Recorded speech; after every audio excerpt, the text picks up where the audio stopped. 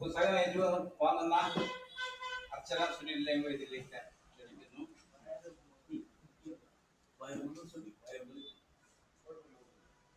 പുസ്തകം പരിചയപ്പെടുത്താൻ കിഷോറിന്റെ മേലിലേക്ക് ക്ഷണിക്കുന്നു.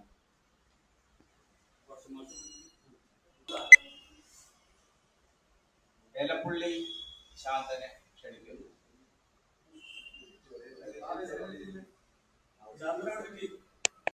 അധ്യക്ഷൻ തങ്കച്ചൻ പന്തളത്തിന് അജണ്ട സമർപ്പിക്കുന്നു.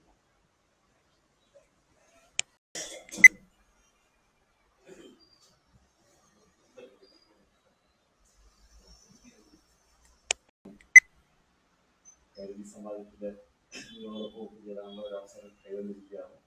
അവസരം നമുക്ക് കൈവന്നിരിക്കുന്നത് നമ്മുടെ പ്രിയപ്പെട്ട നമ്മുടെ ബാംഗ്ലൂരിന്റെ പ്രിയപ്പെട്ട ഹർഷനാണ്. ഹർഷൻ സാറിന്റെ പുസ്തകം പ്രകാശനത്തിന്റെ ഒരു ചടങ്ങുകളാണ് ഇനി നമ്മളെ കാത്തിരിക്കുന്നത്. അപ്പോൾ ഇനി മലയാളങ്ങളൊക്കെ ഉണ്ട്. കുറച്ചുകൂടെ അടുത്തിരുന്ന് കഴിഞ്ഞാൽ വരുന്നവരൊക്കെ അവിടെ ചേർന്നിട്ടുണ്ട്. നമുക്ക് ഔപചാരികമായി നമ്മുടെ പരിപാടി ആരംഭിക്കുന്നതിന് മുമ്പ് മൗന പ്രാർത്ഥന എന്നൊരു ചടങ്ങാണ് നമ്മുടെ സാധാരണഗതിയിൽ പ്രോട്ടോകോൾ അനുസരിച്ച് ചെയ്യാറുള്ളത്. ഇവരിപ്പോ ശബ്ദമുഖരമായ ഒരു പ്രാർത്ഥനയ്ക്ക് സാധ്യതയില്ലാത്തതിനാൽ നമുക്ക് മൗനമായി ആ അവസരം നമുക്ക് വിനിയോഗിക്കാം. ഇഷ്ടദൈവങ്ങളോട് നമുക്ക് മൗനമായി പ്രാർത്ഥന. ദൈവങ്ങളില്ലാത്തവർക്ക് അങ്ങനെയുമാകാം, ദൈവങ്ങളോട് പ്രാർത്ഥിക്കുന്നവർക്ക് അങ്ങനെയുമാകാം. നിങ്ങളെ സ്വാഗതം ആശംസിക്കുന്നതിന് വേണ്ടി എല്ലാവരും കൂടെ ശാന്തകുമാർ ലക്ഷ്യം.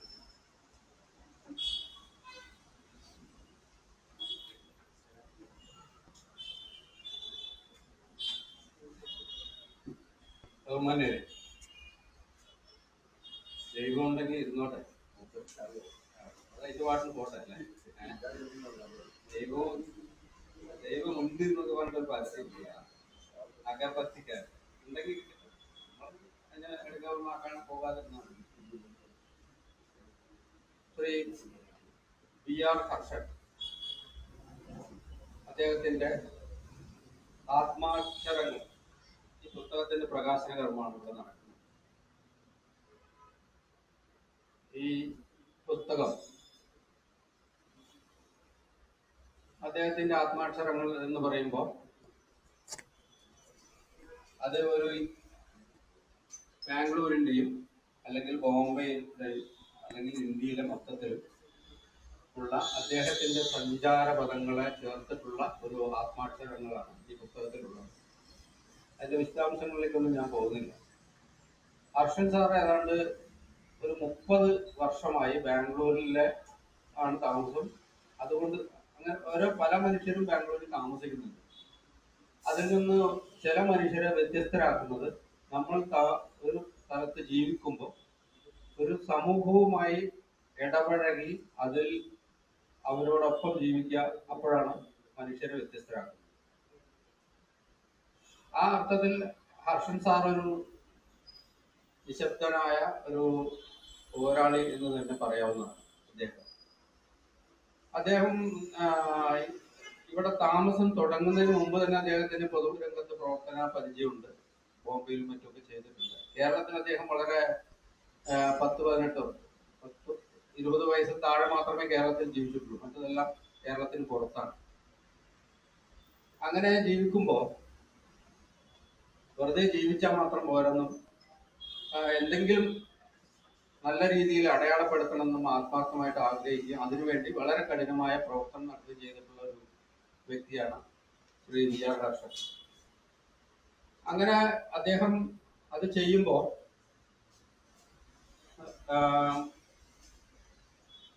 സാഹിത്യ പ്രവർത്തനത്തിലൂടെ, ഹാസ്യ സാഹിത്യം എന്നൊക്കെ പറഞ്ഞ അദ്ദേഹത്തെ ഒരു കോളത്തിന്റെ ഉള്ളിൽ ഒതുക്കുന്നതിനോട് എനിക്ക് യോജിപ്പില്ല. അദ്ദേഹം പല രീതിയിലുള്ള കൃതികളും രചിച്ചിട്ടുണ്ട്. അങ്ങനെ നിരവധി പുസ്തകങ്ങൾ രചിക്കുകയും എഴുത്തുകാരൻ എന്ന നിലയിൽ വളരെ ശക്തമായി നിൽക്കുകയും ചെയ്തിട്ടുണ്ട്. അങ്ങനെ നിൽക്കുമ്പോൾ തന്നെ സാംസ്കാരിക രംഗത്ത് വളരെ സജീവമായ സംഘടനാ പ്രവർത്തനം നടത്തുകയും ചെയ്തിട്ടുണ്ട്. അതിൽ ഏറ്റവും നല്ല ഉദാഹരണം, നിരവധി സംഘടനകളെ അദ്ദേഹം പ്രവർത്തിച്ചിട്ടുണ്ട്, ഭാരവാഹിയായി പ്രവർത്തിച്ചിട്ടുണ്ട്, മറ്റു പലതും ചെയ്തിട്ടുണ്ട്. അതിൽ വളരെ പ്രധാനപ്പെട്ട ഒരു സംഘടന ബാംഗ്ലൂരിൽ അന്ന് വളരെ പ്രതാപത്തോടെ നിന്നിരുന്ന നിരവധി കേരള സമാജങ്ങളും സാഹിത്യ സാംസ്കാരിക സംഘടനകളൊക്കെ ഉള്ളപ്പോൾ തന്നെ ഹാസ്യവേദി എന്ന ഒരു ചെറിയ കൂട്ടായ്മയ്ക്ക് അദ്ദേഹം രൂപം കൊടുക്കുകയും വളരെ സജീവമായി പ്രവർത്തിച്ചിട്ടുള്ള ഒരു സംഘടനയാണ്. ഞാൻ ബാംഗ്ലൂർ വരുന്ന കാലത്ത് ഹാസ്യവേദിന്റെ പ്രവർത്തനം വളരെ സജീവമായിട്ട് തന്നെ നടക്കുമായിരുന്നു. അന്ന് ഈ സോഷ്യൽ മീഡിയ ഒന്നും ഇല്ലാത്ത കാലത്തും പരിമിതമായിട്ടെങ്കിലും നമുക്ക് ആ വിവരം അത് അറിയിക്കാൻ അദ്ദേഹം ശ്രമിക്കുകയായിരുന്നു. അങ്ങനെ ഹാസ്യവേദിയിലൂടെ പരിചയപ്പെട്ട പല ആളുകളും. അർഷൻ സാറിന്റെ ഒരു പ്രത്യേകത, ഇവിടെ പല എഴുത്തുകാരും ഇപ്പൊ ബാംഗ്ലൂരിൽ പലരും എഴുത്തുകാരായിട്ടുണ്ട്. അവരെല്ലാം പല സംഘടനകളിലും അതിനോടൊപ്പം അതിലെ വ്യക്തികളൊക്കെ ആയിട്ട് നല്ല സൗഹൃദം ഉണ്ടാക്കി അവർ അതിന്റെ സാധ്യതകളെ അവർ തങ്ങൾക്ക് അനുകൂലമാക്കി ഉപയോഗിക്കുന്ന നിരവധി ആളുകളുണ്ട്, ഉണ്ടാകാം, ഇല്ലെങ്കിൽ അത്രയും നല്ലത്. അർഷൻ സാർ ഒരിക്കലും അങ്ങനെ അതിലൊന്നും പോയി പാടില്ല. അദ്ദേഹം സംഘടിപ്പിക്കുന്ന പരിപാടികളിൽ ഈ പറയുന്ന ആളുകളെ അവിടെ എത്തിക്കുകയാണ് ചെയ്യുന്നത്. അദ്ദേഹം മറ്റ് സംഘടനകളെ തേടി അങ്ങനെ പോകുന്നത് കണ്ടിട്ടില്ല. ഇപ്പൊ അദ്ദേഹം ഈ അടുത്ത് അദ്ദേഹത്തിന്റെ പ്രവർത്തനം കുറച്ച് പ്രായത്തിന്റെ ഒക്കെ പ്രശ്നം കൊണ്ട് കുറച്ച് കുറവാണ്, അത് ഞാൻ സമ്മതിക്കുന്നു. പക്ഷെ സജീവമായിരിക്കുന്ന സമയത്ത് അദ്ദേഹം മറ്റ് സംഘടനകളുടെ പരിപാടി എന്താണെന്നും അദ്ദേഹം നോക്കേണ്ട കാര്യമില്ല. അദ്ദേഹത്തെ തേടി എഴുത്തുകാരും പ്രഭാഷകരും ഒക്കെ അദ്ദേഹത്തെ തേടി ഇങ്ങോട്ട് വരികയാണ് ചെയ്യുന്നത്. നമ്മുടെ എല്ലാ പരിപാടികൾക്കും പ്രതിബന്ധമായിട്ട് നിൽക്കുന്നത് ബാംഗ്ലൂരിൽ. അതുകൊണ്ട് തന്നെ വളരെ സംക്ഷിപ്തമായിട്ട് നമ്മളൊക്കെ നമ്മുടെ കാര്യങ്ങൾ അവതരിപ്പിച്ച് ചുരുങ്ങിയ മിനിറ്റുകളിൽ നമ്മൾ വിഷയം ചർച്ച ചെയ്യുക എന്നുള്ളതല്ല നമ്മുടെ ഇന്നത്തെ പരിപാടിയുടെ ഉദ്ദേശം. ഈ പുസ്തകം ഇന്ന് നമ്മൾ പ്രകാശനം ചെയ്യുകയാണ്. ഇതിനുള്ളിൽ എന്താണെന്നുള്ളതിനെ കുറിച്ച് നമ്മളൊരു വിശദമായ ചർച്ചയിലേക്ക് കടക്കാൻ നമുക്ക് കഴിയത്തില്ല. അതുകൊണ്ട് തന്നെ അതിന്റെ ആവശ്യമുണ്ടെന്ന് തോന്നുന്നില്ല. അതിനെക്കുറിച്ച് സംക്ഷിപ്തമായിട്ട് സംസാരിക്കാൻ നമ്മുടെ ഡോക്ടർ പ്രേംരാജ് അതുപോലെ തന്നെ കിഷോർ അതുകൊണ്ട് അവരത് നിർവഹിക്കും. വിശദമായ ഒരു ചർച്ചയ്ക്ക് നമുക്ക് വീണ്ടും ഇവിടെ തന്നെ അവസരം എടുക്കാവുന്നതാണ്, അതുകൊണ്ട് ചെയ്യാവുന്നതാണ്. അപ്പോ ആമുഖമായിട്ട് എനിക്ക് എന്ന് പറയാനുള്ളത്, ഈ മനുഷ്യനെ കുറിച്ച് എന്ത് പറഞ്ഞാലും അതെങ്ങനെയൊക്കെ പറഞ്ഞാലും അത് ഒന്നും അധികമാവില്ലെന്ന് എനിക്ക് നല്ല ഉറപ്പുണ്ട്. കാരണം ബാംഗ്ലൂരിൽ എൻ്റെ ഞാൻ ഡിഫൻസിൽ നിന്നൊക്കെ റിട്ടയർ ചെയ്തിറങ്ങി വരുന്ന സമയത്ത്, ഇവിടുത്തെ സാഹിത്യ പ്രവർത്തനമൊക്കെ തുടങ്ങിയ സമയത്ത് ഈ ഹാസ്യവേദിക്കൊപ്പം എന്നെ ചേർത്ത് പിടിച്ച ഒരു മനുഷ്യനെന്ന നിലയിൽ അന്ന് മുതൽ ഇന്ന് വരെ ആ സൗഹൃദം ഇല്ലായ്മ ചെയ്യപ്പെടാതെ വളരെ കൃത്യമായി അത് ഒപ്പം ചേർത്ത് കൊണ്ടുപോകുന്ന ഒരു നല്ല സൗഹൃദത്തിന് ഉടമ കൂടിയാണ് അദ്ദേഹം. ഒരുപക്ഷെ ഞാന് ഇദ്ദേഹത്തെ റിട്ടയർമെന്റിന് ശേഷം ഇദ്ദേഹത്തെ പോയി കാണാൻ എനിക്കൊരവസരം എങ്ങനെ ഉണ്ടായെന്ന് ചോദിച്ചു കഴിഞ്ഞാൽ, ഞാൻ സർവീസിൽ ഇരിക്കുമ്പോൾ തന്നെ ഞാൻ ശ്രദ്ധിച്ചിട്ടുള്ള ഒരു പേരാണ് ഇദ്ദേഹത്തിൻ്റെ. ഫിലിപ്പോസ് തിരുവല്ല, അതുപോലെ തന്നെ വിഷ്ണുമംഗലം കുമാർ, അതുപോലെ തന്നെ നമ്മുടെ രാമന്തലിയുടെ മംഗളത്തിലെ നോവലൊക്കെ വരുന്ന കാലത്തൊക്കെ ഇവരുടെയൊക്കെ പേരുകൾ പോയി ബാംഗ്ലൂരിൽ നിന്നുള്ള സാഹിത്യകാരന്മാരിൽ അദ്ദേഹം ബാംഗ്ലൂരിലാണെന്ന് എനിക്കറിയത്തില്ല. പക്ഷെ VR ഹർഷൻ എന്നൊരു പേര് മിക്കവാറും ഞാൻ ഇങ്ങനെ കണ്ടുപോകാറുണ്ടായിരുന്നു.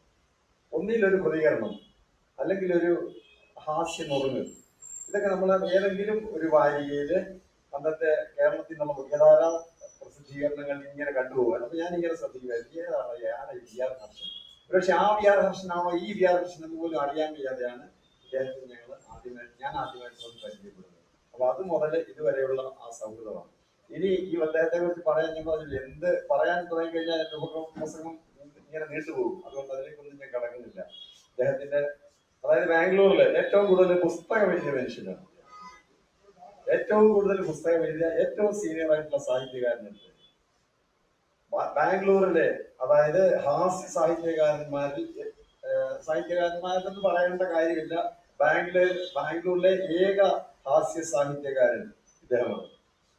ഇദ്ദേഹം എത്ര പുസ്തകങ്ങൾ എഴുതിയിട്ടില്ല, 20 കഴിഞ്ഞായിട്ട് എനിക്ക് തോന്നുന്നത് എന്റെ കണക്കനുസരിച്ച് 21 പുസ്തകങ്ങൾ, ഒട്ടുമിക്ക പുസ്തകങ്ങൾ ഞാൻ ഇദ്ദേഹത്തിന്റെ വായിച്ചിട്ടുണ്ട്. പുസ്തകത്തിന്റെ ഉള്ളടക്കങ്ങളിലേക്ക് കടക്കേണ്ടതില്ല. പക്ഷെ അതിനു മുൻപ് ഇത്രയും പുസ്തകങ്ങൾ ഒരു ഷായ്സിൽ എഴുതി തീർക്കുക എന്ന് പറയുന്നത് അതൊരു കൊച്ചു കാര്യമല്ല. ഈ 1001 പൂർണ്ണചന്ദ്രന്മാരെ കാണാൻ ഒരു വർഷം കൂടി മതിയെന്നൊക്കെയാണ് അദ്ദേഹം പറയുന്നത്. അത് എന്തും ആയിക്കോട്ടെ. അപ്പൊ അതിനുള്ളില് 1001 പൂർണ്ണേതന്മാരെ കാണാൻ പോലും അവസരം ലഭിക്കുമോ എന്ന സന്ദേഹത്തിലിരിക്കുന്നവരാണ് നമ്മളൊക്കെ. അതിനിടയിലാണ് 21 അടയാളപ്പെടുത്തലുകൾ, അതായത് ഇത്തരത്തിലുള്ള സാറിനെ കുറിച്ച് ഇദ്ദേഹത്തെക്കാളൊക്കെ സർഗപരമായിട്ട് കുറെ മുന്നിൽ നിൽക്കുന്നതെന്ന് നമ്മളൊക്കെ അഭിമാനിക്കുന്ന അദ്ദേഹത്തിന് ഈ പ്രായത്തിൽ ചെയ്യാൻ കഴിയാത്തതാണ് ഈ കൃത്യം നിർവഹിച്ചു വെച്ചിരിക്കുന്നത്. അപ്പൊ അങ്ങനെയൊക്കെ നോക്കുമ്പോൾ ഈ മനുഷ്യനെ എങ്ങനെ പ്രകീർത്തിച്ചാലും നമുക്കത് അധികമാവില്ല. പക്ഷെ തഴയപ്പെട്ടു പോകുന്നോ അല്ലെങ്കിൽ അംഗീകരിക്കപ്പെടാതെ പോകുന്നോ എന്നുള്ള ഉൽപ്പന്നങ്ങളും ആശയങ്ങളും ഒക്കെ അദ്ദേഹത്തിനുണ്ട്, നമുക്ക് എല്ലാവർക്കും ഉണ്ട്. അത് സാഹിത്യ വേദികളിലും സാഹിത്യത്തിന്റെ ഫീൽഡിലൊക്കെ സംഭവിക്കുന്ന കാര്യമെന്ന് കരുതി നമുക്ക് വിടാം. എന്നിരുന്നാലും ശരി, ഈ വൈകി വേളയിലും ഈ 80-ന് ശേഷമുള്ള ഈ കാലയളവിലും ശാന്തകുമാർ പറഞ്ഞു അദ്ദേഹത്തിന്റെ പ്രവൃത്തി മണ്ഡലത്തിൽ ഇപ്പൊ അദ്ദേഹം അല്പം പിന്നിലോട്ടാണെന്ന്. പക്ഷെ എനിക്ക് തോന്നുന്നത് ഈ പിന്നിലോട്ടാണെന്ന് പറഞ്ഞ കാലത്താണ് അദ്ദേഹം ഏറ്റവും കൂടുതൽ പുസ്തകം എഴുതിയത്. ഈ കഴിഞ്ഞ 3 വർഷത്തിനുള്ളിൽ 4-5 പുസ്തകം അദ്ദേഹം റിലീസ് ചെയ്തു, പ്രകാശനം ചെയ്തു കഴിഞ്ഞു. അപ്പൊ സാംസ്കാരിക പ്രവർത്തനം, പുസ്തകങ്ങളുടെ രചനയിലൂടെ അദ്ദേഹം നിർവഹിച്ചുകൊണ്ടേയിരിക്കുകയാണ്. സംഘടനാ പ്രവർത്തനം സാഹിത്യ പ്രവർത്തനത്തിന്റെ ഒരു അംശം മാത്രമല്ലേ ആവുന്നുള്ളൂ. അതിലുപരി ഇവിടെയുണ്ട് ഞാനെന്ന് അറിയിക്കുവാൻ മധുരമാവൊരു കൂവൻ മാത്രം മതി എന്ന് പറയുന്ന പോലെ അങ്ങനെ കൂവി തെളിഞ്ഞുകൊണ്ടിരിക്കുകയാണ് ഇപ്പോഴും അദ്ദേഹം സ്വയം അദ്ദേഹത്തിന്റെ വ്യക്തിപ്രഭാവമായാലും അദ്ദേഹത്തിന്റെ സർഗശേഷിയായാലും ഇങ്ങനെ അടയാളപ്പെടുത്തിക്കൊണ്ടേ പോവുകയാണ്. അപ്പോ അത്തരത്തിലുള്ള ഏറ്റവും അദ്ദേഹത്തിന്റെ ഒടുവിലത്തെ അടയാളപ്പെടുത്തലിന്റെ സാക്ഷികളാകാനും അതിന്റെ പ്രകാശന കർമ്മം നിർവഹിക്കുന്ന വേളയിലാണ് നമ്മളൊക്കെ ഇപ്പോൾ. ഈ പ്രകാശന കർമ്മ വേളയിൽ തുടർന്നുള്ള എല്ലാ പരിപാടികളും നിങ്ങളുടെ എല്ലാവരുടെയും സഹകരണം, സ്നേഹപൂർവമായ സഹകരണവും സൗഹൃദപൂർവമായ ഇടപെടലും വളരെ സന്തോഷമുള്ള ദിവസമാണ്. ആളുകൾ പറഞ്ഞതൊന്നും നമുക്ക് വിഷമിക്കാറില്ല. അങ്ങനെയൊക്കെ തന്നെയാണ് ഇപ്പോ സാഹിത്യത്തിനോടൊപ്പമുള്ള പൊതുജനങ്ങളുടെ സമീപനം അങ്ങനെയാണ്. പിന്നെ വേറെ ചില കാരണങ്ങളുണ്ട്. ഇന്നത്തെ ദിവസത്തിന്റെ ചില പ്രത്യേകതകൾ നമ്മളോട് വരാൻ സാധ്യതയുള്ള കുറച്ച് പേരൊന്നും വന്നിട്ടില്ല. അതൊക്കെ വിട്ടുകളെ നമ്മളുള്ള അവസ്ഥയിൽ വെച്ചിട്ട് നമുക്ക് കാര്യങ്ങൾ കൊണ്ടുപോയിട്ട് പോകാം. അർഷന്മാഷെ കുറിച്ച് ഞാനിതുപോലെ ആരോടും പറഞ്ഞിട്ടില്ല. എന്റെ നാട്ടിൽ ഞങ്ങൾ തമ്മിൽ വെറും 4 കിലോമീറ്ററിന്റെ വ്യത്യാസത്തിലാണ് ഞങ്ങൾ ജീവിക്കുന്നത്. അർഷന്മാഷെ ഇടപെട്ടിട്ട് ഞാൻ അടുത്ത പഞ്ചായത്താണ് നമ്മൾ. ഞങ്ങൾ തമ്മിൽ കുടുംബങ്ങളൊക്കെ അറിയും. പക്ഷെ ഇവിടെ വന്നപ്പോഴാണ് പരിചയപ്പെടുന്നത്. ബാംഗ്ലൂർ വന്നപ്പോ ആദ്യം പരിചയപ്പെട്ട ആളുകളിൽ ഒരാളാണ് ഞാൻ എന്നാണ് ഞാൻ മനസ്സിലാക്കുന്നത്. അതിനുശേഷം ഹാസ്യവേദി ഉണ്ടാക്കി CP രാധാകൃഷ്ണൻ പോലുള്ള ആളുകളൊക്കെ ആയിട്ട്, തൊടുപുഴ പത്മനാഭൻ പോലുള്ള ആളുകളൊക്കെ ആയിട്ട് ഹാസ്യവേദി ഉണ്ടാക്കി. പിന്നെ പ്രവർത്തനങ്ങളൊക്കെ മുന്നോട്ട് പോവുകയാണ്. ഇതിന്റെ ഇടയിൽ അർഷന്മാഷ എഴുതിയ ഇപ്പൊ നിങ്ങളൊക്കെ ഇവിടെ പലരും പറഞ്ഞതുപോലെ കുറെ പുസ്തകങ്ങൾ രചിച്ചിട്ടുണ്ട്. ഇത് പുതിയൊരു പുസ്തകത്തിന്റെ രചനയാണ് ഇന്ന് പുറത്തിറങ്ങുന്നത്. ഒരു പുസ്തകം വെളിച്ചം കാണുക എന്ന് പറഞ്ഞാൽ അതിനൊരു അർത്ഥമുണ്ട്. നമ്മളെ സംബന്ധിച്ചിടത്തോളം അർഷന്മാഷ നമ്മൾ പലതും കാണുന്നുണ്ട്. ആനയെ കുരുടൻ കണ്ടതുപോലെ ഓരോ കാഴ്ചപ്പാടും നമുക്ക് അദ്ദേഹത്തിന് ഒരു കാഴ്ചയുണ്ട്, വേറെ ആൾക്ക് വേറെ കാഴ്ചയുണ്ട്. സംഘത്തിനും ഒരു കാഴ്ചയാണ്, സുദേവന് വേറെ കാഴ്ചയാണ്, അർഷന്മാഷ എനിക്ക് വേറെ കാഴ്ചയാണ്. ഈ എല്ലാ കാഴ്ചകൾക്കും അപ്പുറത്ത് അർഷന്മാഷെ കുറിച്ചുള്ള കാഴ്ചകളാണ് കൂടെ അവതരിപ്പിക്കുന്നത്. അതൊരു വെളിച്ചമാണ്, അത് നമുക്കറിയാത്തൊരു വെളിച്ചമാണ്. അപ്പൊ അർഷന്മാഷ എവിടെയൊക്കെ പോയിട്ടുണ്ട്? സിംഗപ്പൂർ പോയിട്ടുണ്ട്, ഒമനില് പോയിട്ടുണ്ട്, അമേരിക്കയിൽ പോയിട്ടുണ്ട്. അങ്ങനെ പല സ്ഥലത്തും പോയത് മാത്രമല്ല, അത്തരത്തിലുള്ള അനുഭവങ്ങള്, ഓർമ്മകള്, അറിവുകള്, സങ്കടങ്ങള്, വേദനകള്, അസ്വസ്ഥതകള് അദ്ദേഹം ജീവിതത്തിൽ നേരിട്ടിട്ടുള്ള പല വിഷയങ്ങളും ഈ എഴുതിയ ഈ പുസ്തകത്തിനേക്കാൾ എത്രയോ പുസ്തകങ്ങൾ എഴുതാവുന്നതുണ്ട്. ഇനിയും ഒരുപക്ഷെ വെളിച്ചം കാണേണ്ടതുണ്ട്. അതൊക്കെ വേറെ വിഷയം. പക്ഷെ ഈ ഒരു പുസ്തകം എന്ന് പറയുമ്പോൾ അതൊരു വെളിച്ചമാണ്. ഒരു പുസ്തകം, എത്രയോ പുസ്തകങ്ങൾ ഇറങ്ങിക്കൊണ്ടിരിക്കുന്ന കാലമാണ് ഇപ്പൊ. പ്രത്യേകിച്ച് തിരുവനന്തപുരം മുതൽ കാസർഗോഡ് വരെയുള്ള കേരളത്തിന്റെ മലയാളത്തിന്റെ മറുനാടുകളിൽ അടക്കമുള്ള ബാംഗ്ലൂർ പോലുള്ള സ്ഥലങ്ങളിൽ അടക്കം നിരവധി പുസ്തകങ്ങൾ ഓരോ ദിവസവും പ്രകാശനം ചെയ്തുകൊണ്ടിരിക്കുന്നു. അപ്പോ പക്ഷേ അതുകൊണ്ട് ഗുണങ്ങളും ദോഷങ്ങളും ഉണ്ടാവും. പക്ഷെ ഞാനതിനെ ഗുണം തന്നെയായിട്ടാണ് കാണുന്നത്.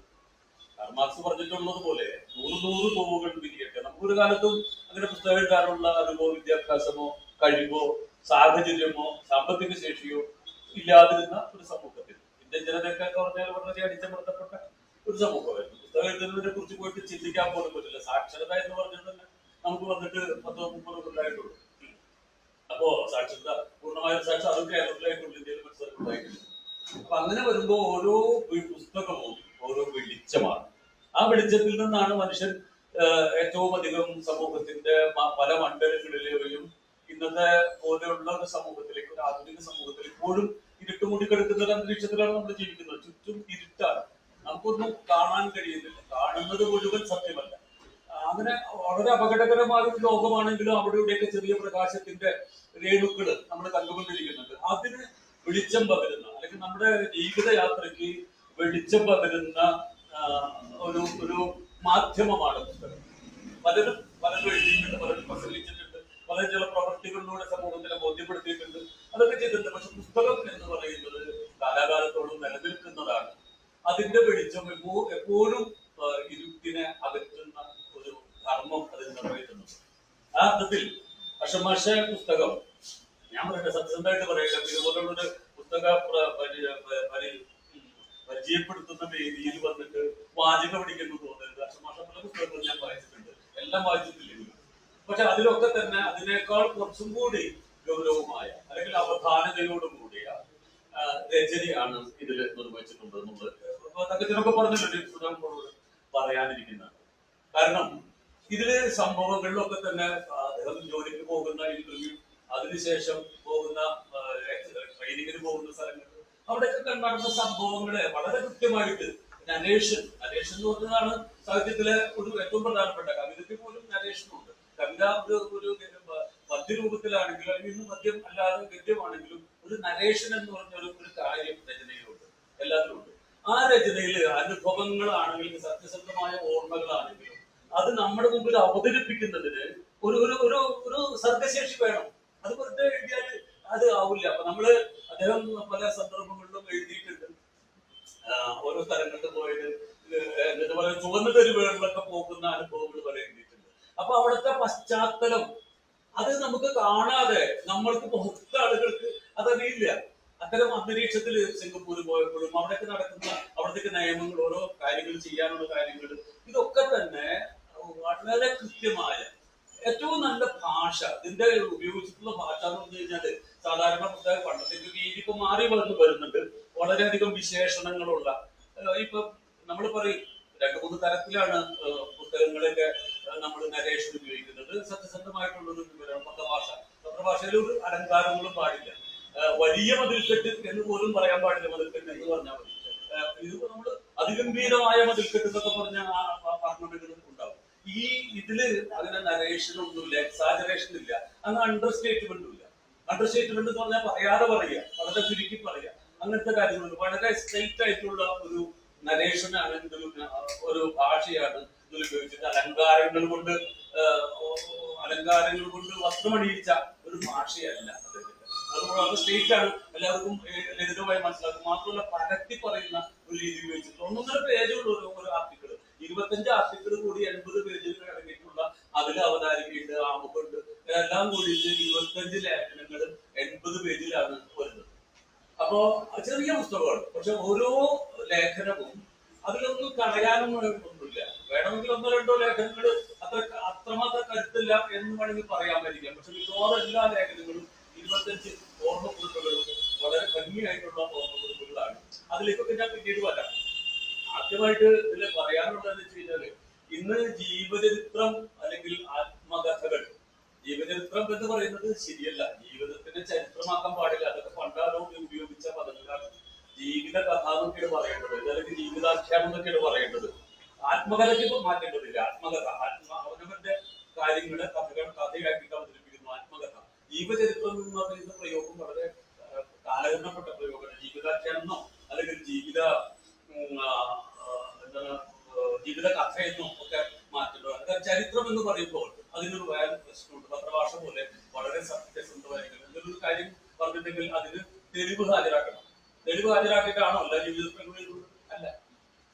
ചരിത്രം എഴുതുമ്പോ ഇപ്പൊ ഇത്രാം നൂറ്റാണ്ടിൽ ഒരു നാണയം നമുക്ക് കണ്ടുകിട്ടിയെന്ന് പറഞ്ഞാൽ അതിനെന്തെങ്കിലും രേഖയുണ്ടാവും, അതിന് തെളിവ് ഹാജരാക്കണം. ചരിത്രം അതാണ്. അപ്പൊ ജീവചരിത്രം അങ്ങനെ എഴുതുന്ന സാമൂഹികമുള്ള ആളുകൾ ജീവചരിത്രം അങ്ങനെ എഴുതിയിട്ടുണ്ട്. കുമാരനാശാന്റെ ജീവിതത്തിൽ ഇങ്ങനെ പറഞ്ഞു ഞാൻ കത്തും കൊണ്ടോ ഹാജരാക്കും. അതൊരു പഴയ ചരിത്രരചന രീതിയാണ്. ജീവിതത്തിൽ ജൈവപരമായ ജീവിതമാണ്.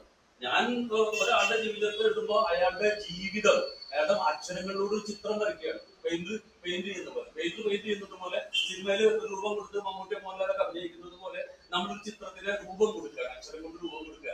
അതിൽ ഈ ബാക്ക്ഗ്രൗണ്ടിൽ വന്നിട്ട് തെളിവ് ഹാജരാക്കേണ്ട കാര്യമില്ല. അപ്പൊ ഇത് ഓർമ്മക്കുറിപ്പ് എന്ന് പറഞ്ഞാൽ കുറച്ചുകൂടി വ്യത്യാസമുണ്ട്. കാരണം ഒരു ജീവിതത്തിന്റെ പൂർണ്ണമായ ജീവിതത്തിനെ അവതരിപ്പിക്കേണ്ട കാര്യമില്ല. അത് അദ്ദേഹം ഏത് സ്കൂളിൽ പഠിച്ചു, അവിടെ എത്ര മാർക്ക് കിട്ടി, ഇതൊന്നും ഒരു വിഷയമല്ല. ഒരു സാഹിത്യകാരനെ സംബന്ധിച്ചിടത്തോളം അദ്ദേഹത്തിന്റെ അനുഭവങ്ങളിൽ നിന്ന് നമുക്ക് അദ്ദേഹത്തിന്റെ പ്രസക്തമായ അനുഭവങ്ങളെ നമുക്ക് കാണിച്ചു തരാനുള്ളൂ. അതൊരു പക്ഷെ ഇനിയും വേണമെങ്കിൽ വേറെ പുസ്തകമായിട്ട് ചെയ്യാനുണ്ടായിരിക്കാം. പക്ഷെ കൃത്യമായ കുറെ അനുഭവങ്ങളെ നമ്മുടെ മുമ്പിൽ അവതരിപ്പിക്കുകയാണ് ചെയ്യുന്നത്. ഇന്ന് ഈ മലയാള സാഹിത്യത്തിൽ ഞാൻ പ്രസാദിന്റെ രംഗത്ത് കുറച്ച് നാളായിട്ടുള്ളതിന്റെ പേരിലാണെന്ന് പറയട്ടെ, ഇപ്പൊ ഏറ്റവും കൂടുതൽ മലയാളത്തിൽ ഞാൻ ഇവിടെ എഴുത്തുകാരൊക്കെ ഇഷ്ടപ്പെടുന്നു, അവർക്ക് കൂടി പറയാനുള്ളതാണ്. ഏറ്റവും കൂടുതൽ എന്ന് വെച്ചിട്ട് മറ്റു കഥകളൊന്നും എഴുതാനല്ല, ഏറ്റവും പ്രസക്തമായ ഇന്ന് കൂടുതൽ ആളുകൾ വാങ്ങാൻ ഇഷ്ടപ്പെടുന്ന, കുറച്ച് കൊല്ലങ്ങളായിട്ട് വാങ്ങാൻ ഇഷ്ടപ്പെടുന്ന സാഹിത്യ ശാഖ ഫസ്റ്റ് നോവല് 2 ഈ അനുഭവക്കുറിപ്പുകളാണ്. അനുഭവക്കുറിപ്പുകളും ഓർമ്മക്കുറിപ്പുകൾക്കാണ് മാർക്കറ്റ്. അത് ആർക്കും എഴുതാം. വലിയ വലിയ പണ്ടൊക്കെ EMS അല്ലെങ്കിൽ ചെറുകാടും ഗാന്ധിജിയും പോലുള്ള വലിയ മഹാത്മാക്കളാണ് ജീവചരിത്രങ്ങളും ഒക്കെ എഴുതിയിരുന്നത്. ഇന്നിപ്പോ ആർക്കും വേണമെങ്കിലും എല്ലാ ജീവിതവും ആവിഷ്കാരത്തിന് അർഹതപ്പെട്ടതാണ്. ഒരു ജീവിതവും തള്ളിക്കളയാനില്ല എന്നുള്ളതാണ്. എല്ലാ ജീവിതത്തിലും കലയും സൗന്ദര്യവും ശക്തിയും ഊർജവും അറിവുകേടും ആദർശമില്ലായ്മയും ഒക്കെ ഉണ്ട്. അതൊക്കെ തന്നെ ഭംഗിയായിട്ട് അവതരിപ്പിക്കാനുള്ള ഒരു ഭാഷ, ഒരു സത്യസന്ധമായ അവതരണ ശേഷി മതി. അല്ലാതെ നോവൽ നിർമ്മിതിക്കോ കവിതാ നിർമ്മിതിക്കോ കഥാനിർമ്മിതിക്കോ ഒക്കെ വേണ്ടുന്ന ഒരു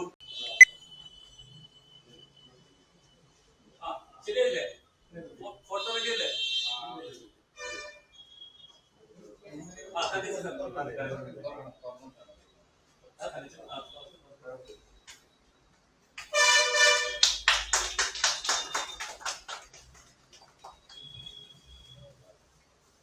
മൂന്നാലിനൊക്കെ എടുത്തോ? എല്ലാം എടുത്തോ? ഓരോ സെക്കൻഡ്.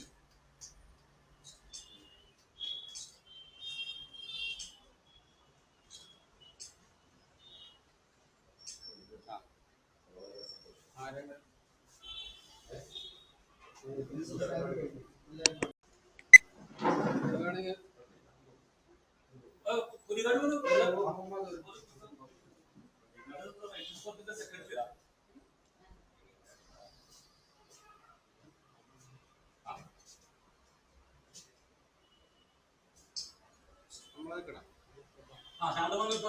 ശാന്തന ഫോട്ടോ എടുത്ത്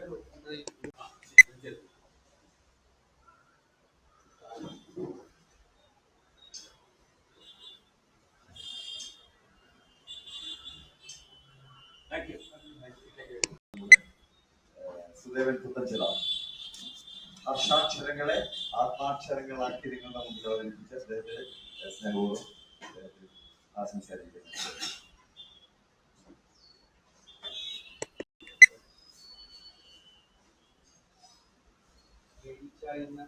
ഒരു സാഹചര്യം ജീവിതത്തിന്റെ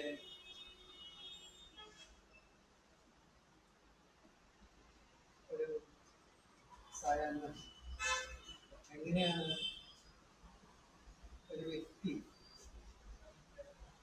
അദ്ദേഹത്തിന്റെ സൂക്ഷ്മ സത്തയിൽ നിന്ന് അക്ഷരങ്ങളായി പുറത്തുവരിക.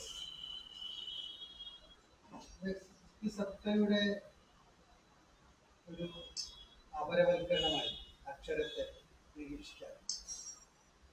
അങ്ങനെ ഒരു സാധ്യത ഉണ്ടാകുക എന്നുള്ളത് ഒരു എഴുത്തിൽ നിന്ന് മനുഷ്യാസ്തിത്വത്തെ എഴുത്തിലേക്ക് വിപുലീകരിക്കുമ്പോൾ ഉണ്ടാകുന്ന ഒരു സാധ്യത, അത്തരമൊരു സാധ്യതയെ യാഥാർത്ഥ്യമാക്കുക എന്നത് നമ്മുടെ ഇടയിൽ ചെറുതാണ്. ആ നിലയിൽ യാദൃശ്യമായി മനസ്സിൽ വന്നതാണെങ്കിലും ഈ പേര് ബാംഗ്ലൂരിൽ ഒരു ആത്മകഥ ആർക്കെങ്കിലും ആക്കഥയുണ്ടെങ്കിൽ അതിന് സാധ്യമായ ഒരേ ഒരാൾ നമ്മുടെ മുമ്പിലിരിക്കുന്ന ഈ കഥാപുരുഷനാണ്. പരിചയപ്പെടാൻ എനിക്ക് വളരെ സന്തോഷം. 2000 നാലിലും മറ്റാണെന്നാണ് എൻ്റെ ഓർമ്മ. അദ്ദേഹമായിട്ട് ഒരു പരിപാടിയുടെ ഇടയിൽ കണ്ടുമുട്ടി സംസാരിക്കുകയും ഫോൺ നമ്പർ കൈമാറുകയും ചെയ്തു. അന്ന് മുതൽ ഇങ്ങോട്ടുള്ള 2020 വർഷം, ആ 20 വർഷങ്ങൾ സൗഹൃദത്തിൽ എന്തെങ്കിലും ഒരു കളറുണ്ടോ, എന്തെങ്കിലും ഒരു കളർ ഉണ്ടാവാം. ഇത്രയേറെ ബന്ധുത്വം പുലർത്താൻ കഴിഞ്ഞ എഴുത്തിൻ്റെയും എല്ലാ അർത്ഥത്തിലുള്ള സർഗാത്മക വിനിമയങ്ങളുടെയും അന്തരത്തിൽ നിന്നുകൊണ്ട് ഇത്രയേറെ സൗഹൃദം പുലർത്താൻ കഴിഞ്ഞ ഒരു വ്യക്തി മറ്റൊരാളിൽ നിന്ന് ഇത്രയേറെ അടുത്തുള്ള നമുക്ക് ഈ മനുഷ്യർക്ക് സ്വാഭാവികം ഉണ്ടാകുന്ന ഒരു കാര്യമാണ് ഈ ഹാസ്യത്തിന്റെ ഒരു സാധ്യത എന്ന് പറഞ്ഞു വെച്ചാൽ എത്ര പറഞ്ഞില്ല ശാസ്ത്രശ്രമ രീതിയിലേക്ക് അടുക്കുന്നു എന്ന് പറഞ്ഞു.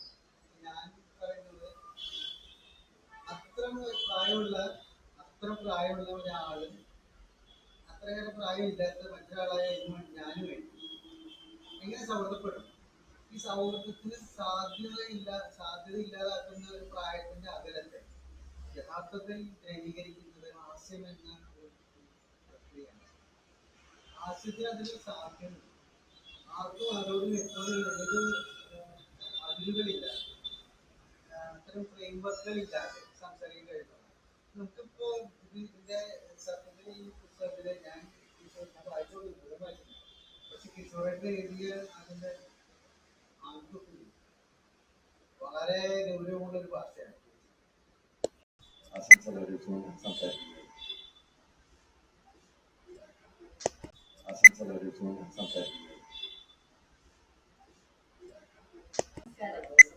വളരെ അപ്രതീക്ഷിതമായിട്ടാണ് ഇങ്ങനെ ഒരു പുസ്തകം സ്വീകരിക്കാനുള്ള ഒരു അവസരം എനിക്ക് ലഭിച്ചത്.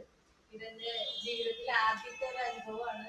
അത് അശ്വൻ സാറിനെ പോലെയുള്ള ഒരു മുതിർന്ന എഴുത്തുകാരന്റെ പുസ്തകമായിരുന്നു. എനിക്ക് ഒരുപാട് സന്തോഷമുണ്ട്, ഞാൻ അഭിമാനം തോന്നുന്നുണ്ട്. എന്തായാലും അശ്വൻ സാറിനെ എനിക്ക് വർഷങ്ങൾക്ക് മുന്നേ തന്നെ അറിയാം. അദ്ദേഹത്തിന്റെ സർഗജാലകം കഥാരചന മത്സരത്തില് സമ്മാനാർഹയാവാനുള്ള ഭാഗ്യം എനിക്ക് ഉണ്ടായിട്ടുണ്ട്. അന്ന് തൊട്ട് ഇന്ന് വരെ ആ ഒരു സൗഹൃദം സൂക്ഷിക്കുന്നുണ്ട്. പക്ഷെ അതിനേക്കാൾ നേരിട്ട് ഞങ്ങള് ഫോണിൽ സംസാരിക്കാറുണ്ട്. പക്ഷെ അതിനേക്കാൾ ഉപരി എനിക്ക് മറ്റുള്ളവരിൽ നിന്നാണ് അദ്ദേഹത്തെ കുറിച്ച് കൂടുതൽ അറിയാൻ സാധിച്ചിട്ടുള്ളത്. അദ്ദേഹത്തിന്റെ ഔദ്യോഗികമായ ജീവിതത്തിലും സാഹിത്യ സാംസ്കാരിക രംഗത്തുള്ള പ്രവർത്തനങ്ങൾക്കിടയിലും ഇതുപോലെയുള്ള ഓർമ്മ കുറിപ്പുകൾ എന്നെ പോലെയൊക്കെയുള്ള എഴുത്തുകാരികൾക്ക് വലിയൊരു മാർഗദർശനമാകും എന്നതിൽ ഒരു സംശയവുമില്ല. എനിക്ക് ഇതിലെ ഏറ്റവും കൂടുതൽ എന്നെ ആകർഷിച്ചത് ഈ പുസ്തകത്തിന്റെ തലക്കെട്ടുകളാണ്. അത് തലക്കെട്ടുകൾ വായിക്കുമ്പോൾ തന്നെ എന്താണെന്ന് അറിയാനും അതിലേക്ക് കൂടുതൽ ഇറങ്ങി ചെന്ന് അത് വായിച്ചു തീർക്കാനുള്ള ഒരു താല്പര്യം നമുക്ക് തോന്നുന്നുണ്ട്. ഇന്നലെയാണ് എനിക്ക് പുസ്തകം ലഭിച്ചത്. പക്ഷെ ഒരു 3/4 ഭാഗത്തോളം ഞാനത് വായിച്ചു തീർന്നു. അത് നല്ല രീതിയിൽ തന്നെ കഥകളെ കുറിച്ചും ഓരോ അധ്യായത്തെ കുറിച്ചും എല്ലാവരും വിശദമായിട്ട് സംസാരിക്കാൻ തയ്യാറായിട്ടുണ്ട്. ഞാൻ അതിലേക്കൊന്നും കടക്കുന്നില്ല. പക്ഷെ അദ്ദേഹത്തിന്റെ ഈ ഓർമ്മക്കുറിപ്പുകള് അതില് അദ്ദേഹം എഴുതിയ ഒരു ആമുഖത്തില് എഴുതിയ ഒരു വരി തന്നെയുണ്ട്. ഓരോ അനുഭവക്കുറിപ്പുകളും വളരെ സർഗാത്മകതയോടെ തന്നെ മനോഹരമായിട്ട് അദ്ദേഹം ഇതില് അവതരിപ്പിച്ചിട്ടുണ്ട്. അതിൽ എഴുതിയ ഒരു വാക്കുണ്ട്, ഓർമ്മയിൽ തിളങ്ങുന്ന അനുഭവങ്ങൾ വാർദ്ധക്യത്തിലെ താരാട്ടാണ്. അതിൽ തന്നെ മനസ്സിലാക്കാം അദ്ദേഹം എത്രത്തോളം നിഷ്കളങ്കമായിട്ടുള്ള ഒരു താരാട്ട് പോലെയാണ് അദ്ദേഹത്തിന്റെ ഇത്രയും വർഷത്തെ ജീവിതാനുഭവങ്ങളെ അദ്ദേഹം കാണുന്നത്. ഇന്നത്തെ കാലത്ത് വളരെ സംഘർഷം നിറഞ്ഞ ജീവിതാനുഭവങ്ങളാണ് ഓരോരുത്തർക്കും ഉള്ളതെങ്കിലും അദ്ദേഹത്തിന്റെ അനുഭവങ്ങൾ അദ്ദേഹം ഒരു താരാട്ട് പോലെയാണ് ഈ പ്രായത്തിൽ അത് കൊണ്ടു നടക്കുന്നത്. ഇങ്ങനെ ഒരു പുസ്തകത്തിന് ഈ പ്രസാദനം ചെയ്ത കിഷോറേട്ടന്റെ ഇന്ദുലേഖ ബുക്സ് വളരെ മനോഹരമായി തന്നെ അത് കൈകാര്യം ചെയ്തിട്ടുണ്ട്, അവതരിപ്പിച്ചിട്ടുണ്ട്.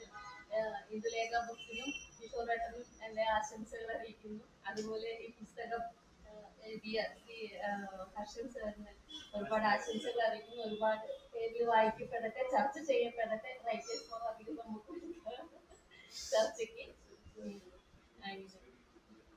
എല്ലാവിധ ആശംസകളും നേർന്നുകൊണ്ട് ഒരിക്കൽ കൂടി എനിക്ക് ഇവിടെ വരാനും ഇങ്ങനെ ഒരു അവസരം നൽകിയ ഭാരവാഹികളോടും നന്ദി സ്നേഹം അറിയിച്ചുകൊണ്ട് നിർത്തുന്നു. സന്തോഷം.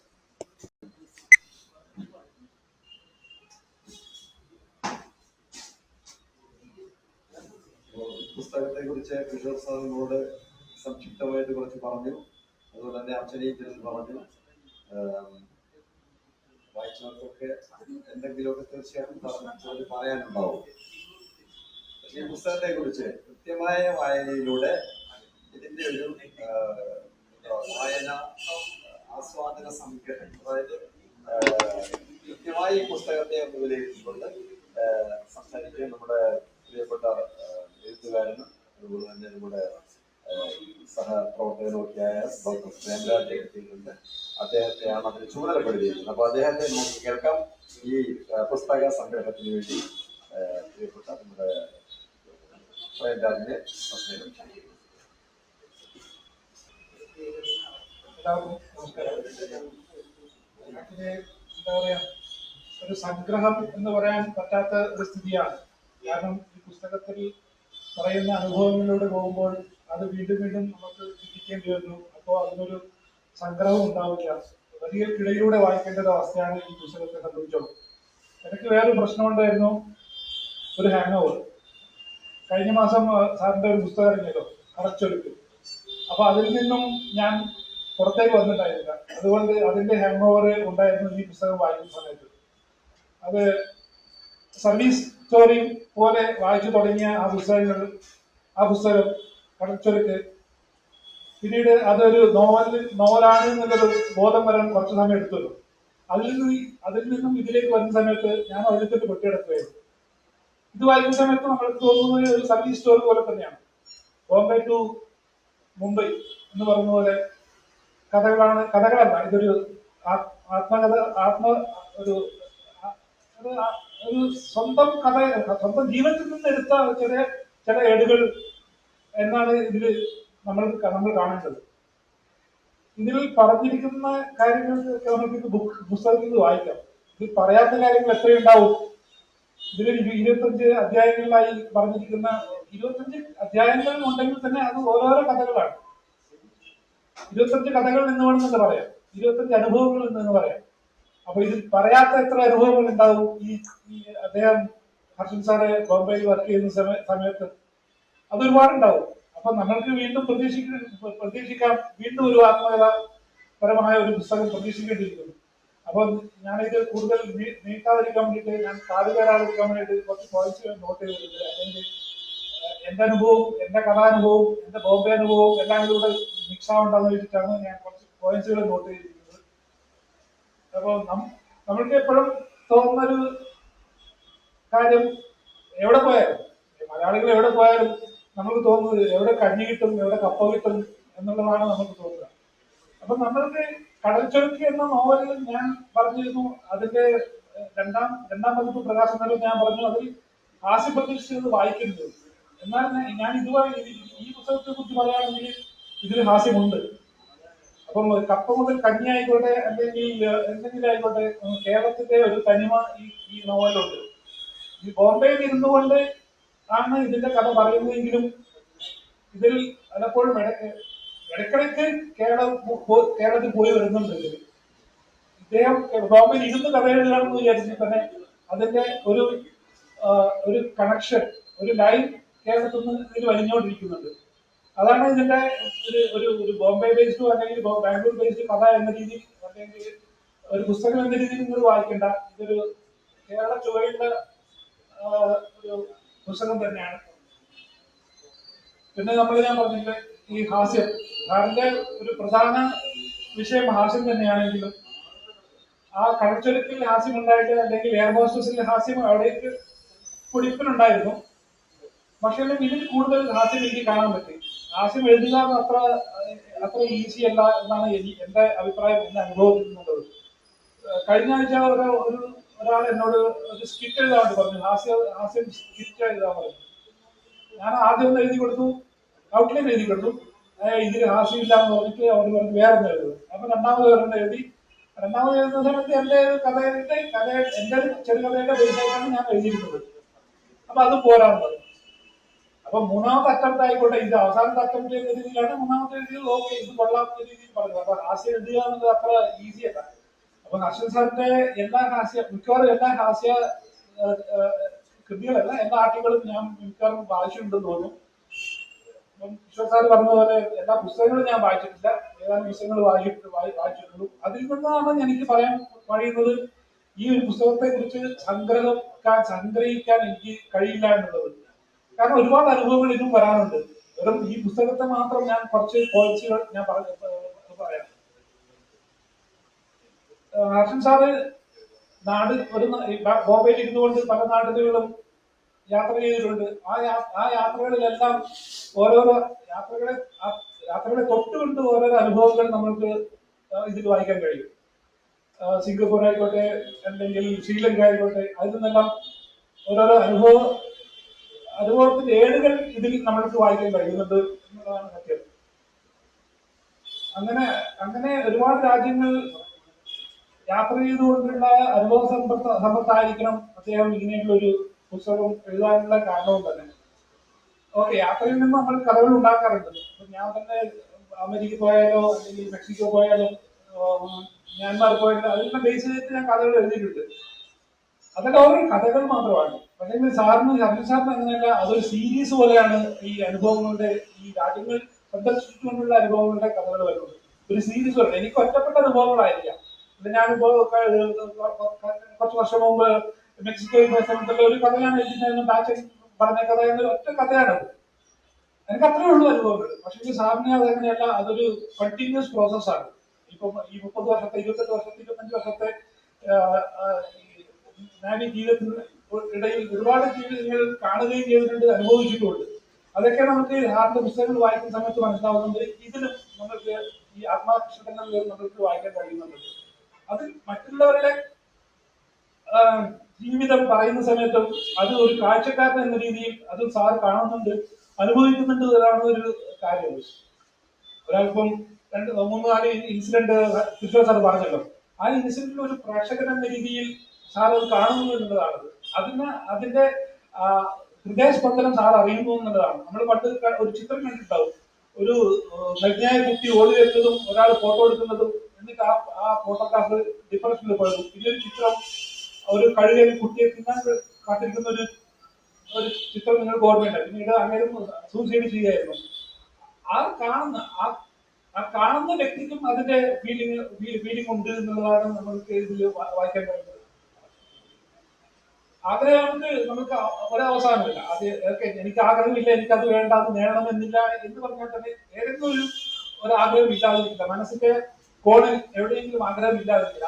ആഗ്രഹമില്ലെങ്കിൽ സ്വാമിയായിട്ട് സന്യാസിയായി പോകില്ല. നമ്മളൊന്നും അത്രയും ആ ലെവലിലേക്ക് നമ്മൾ ചിന്തിക്കുന്നില്ല. അപ്പൊ അതുകൊണ്ട് തന്നെ ആഗ്രഹങ്ങൾക്ക് അവസാനമില്ല. അതുപോലെ തന്നെയാണ് ഹർഷൻ സാറിന്റെ ഈ പുസ്തകങ്ങളിലൂടെ പോകുന്ന സമയത്ത് മനസ്സിലാക്കേണ്ടത്. സാറിന് എന്നും എഴുതാനുള്ള കണ്ടന്റുണ്ട്, അനുഭവങ്ങളുണ്ട്. അപ്പോ സാറിന് വീണ്ടും എഴുതണമെന്നുണ്ട്. പക്ഷേ കൈ സമ്മതിക്കുന്നില്ല എന്നതാണ് സാർ എപ്പോഴും പറയാൻ ഇത് കാണുന്നുണ്ട്. അപ്പൊ അങ്ങനെയല്ല, സാറിന് എഴുതാൻ പറ്റില്ലെങ്കിൽ എഴുതിക്കാനെങ്കിലും പറ്റുന്ന അനുഭവങ്ങൾ സാറിനുണ്ട്. ഇതാണ് നമ്മൾ അറിയേണ്ടത്.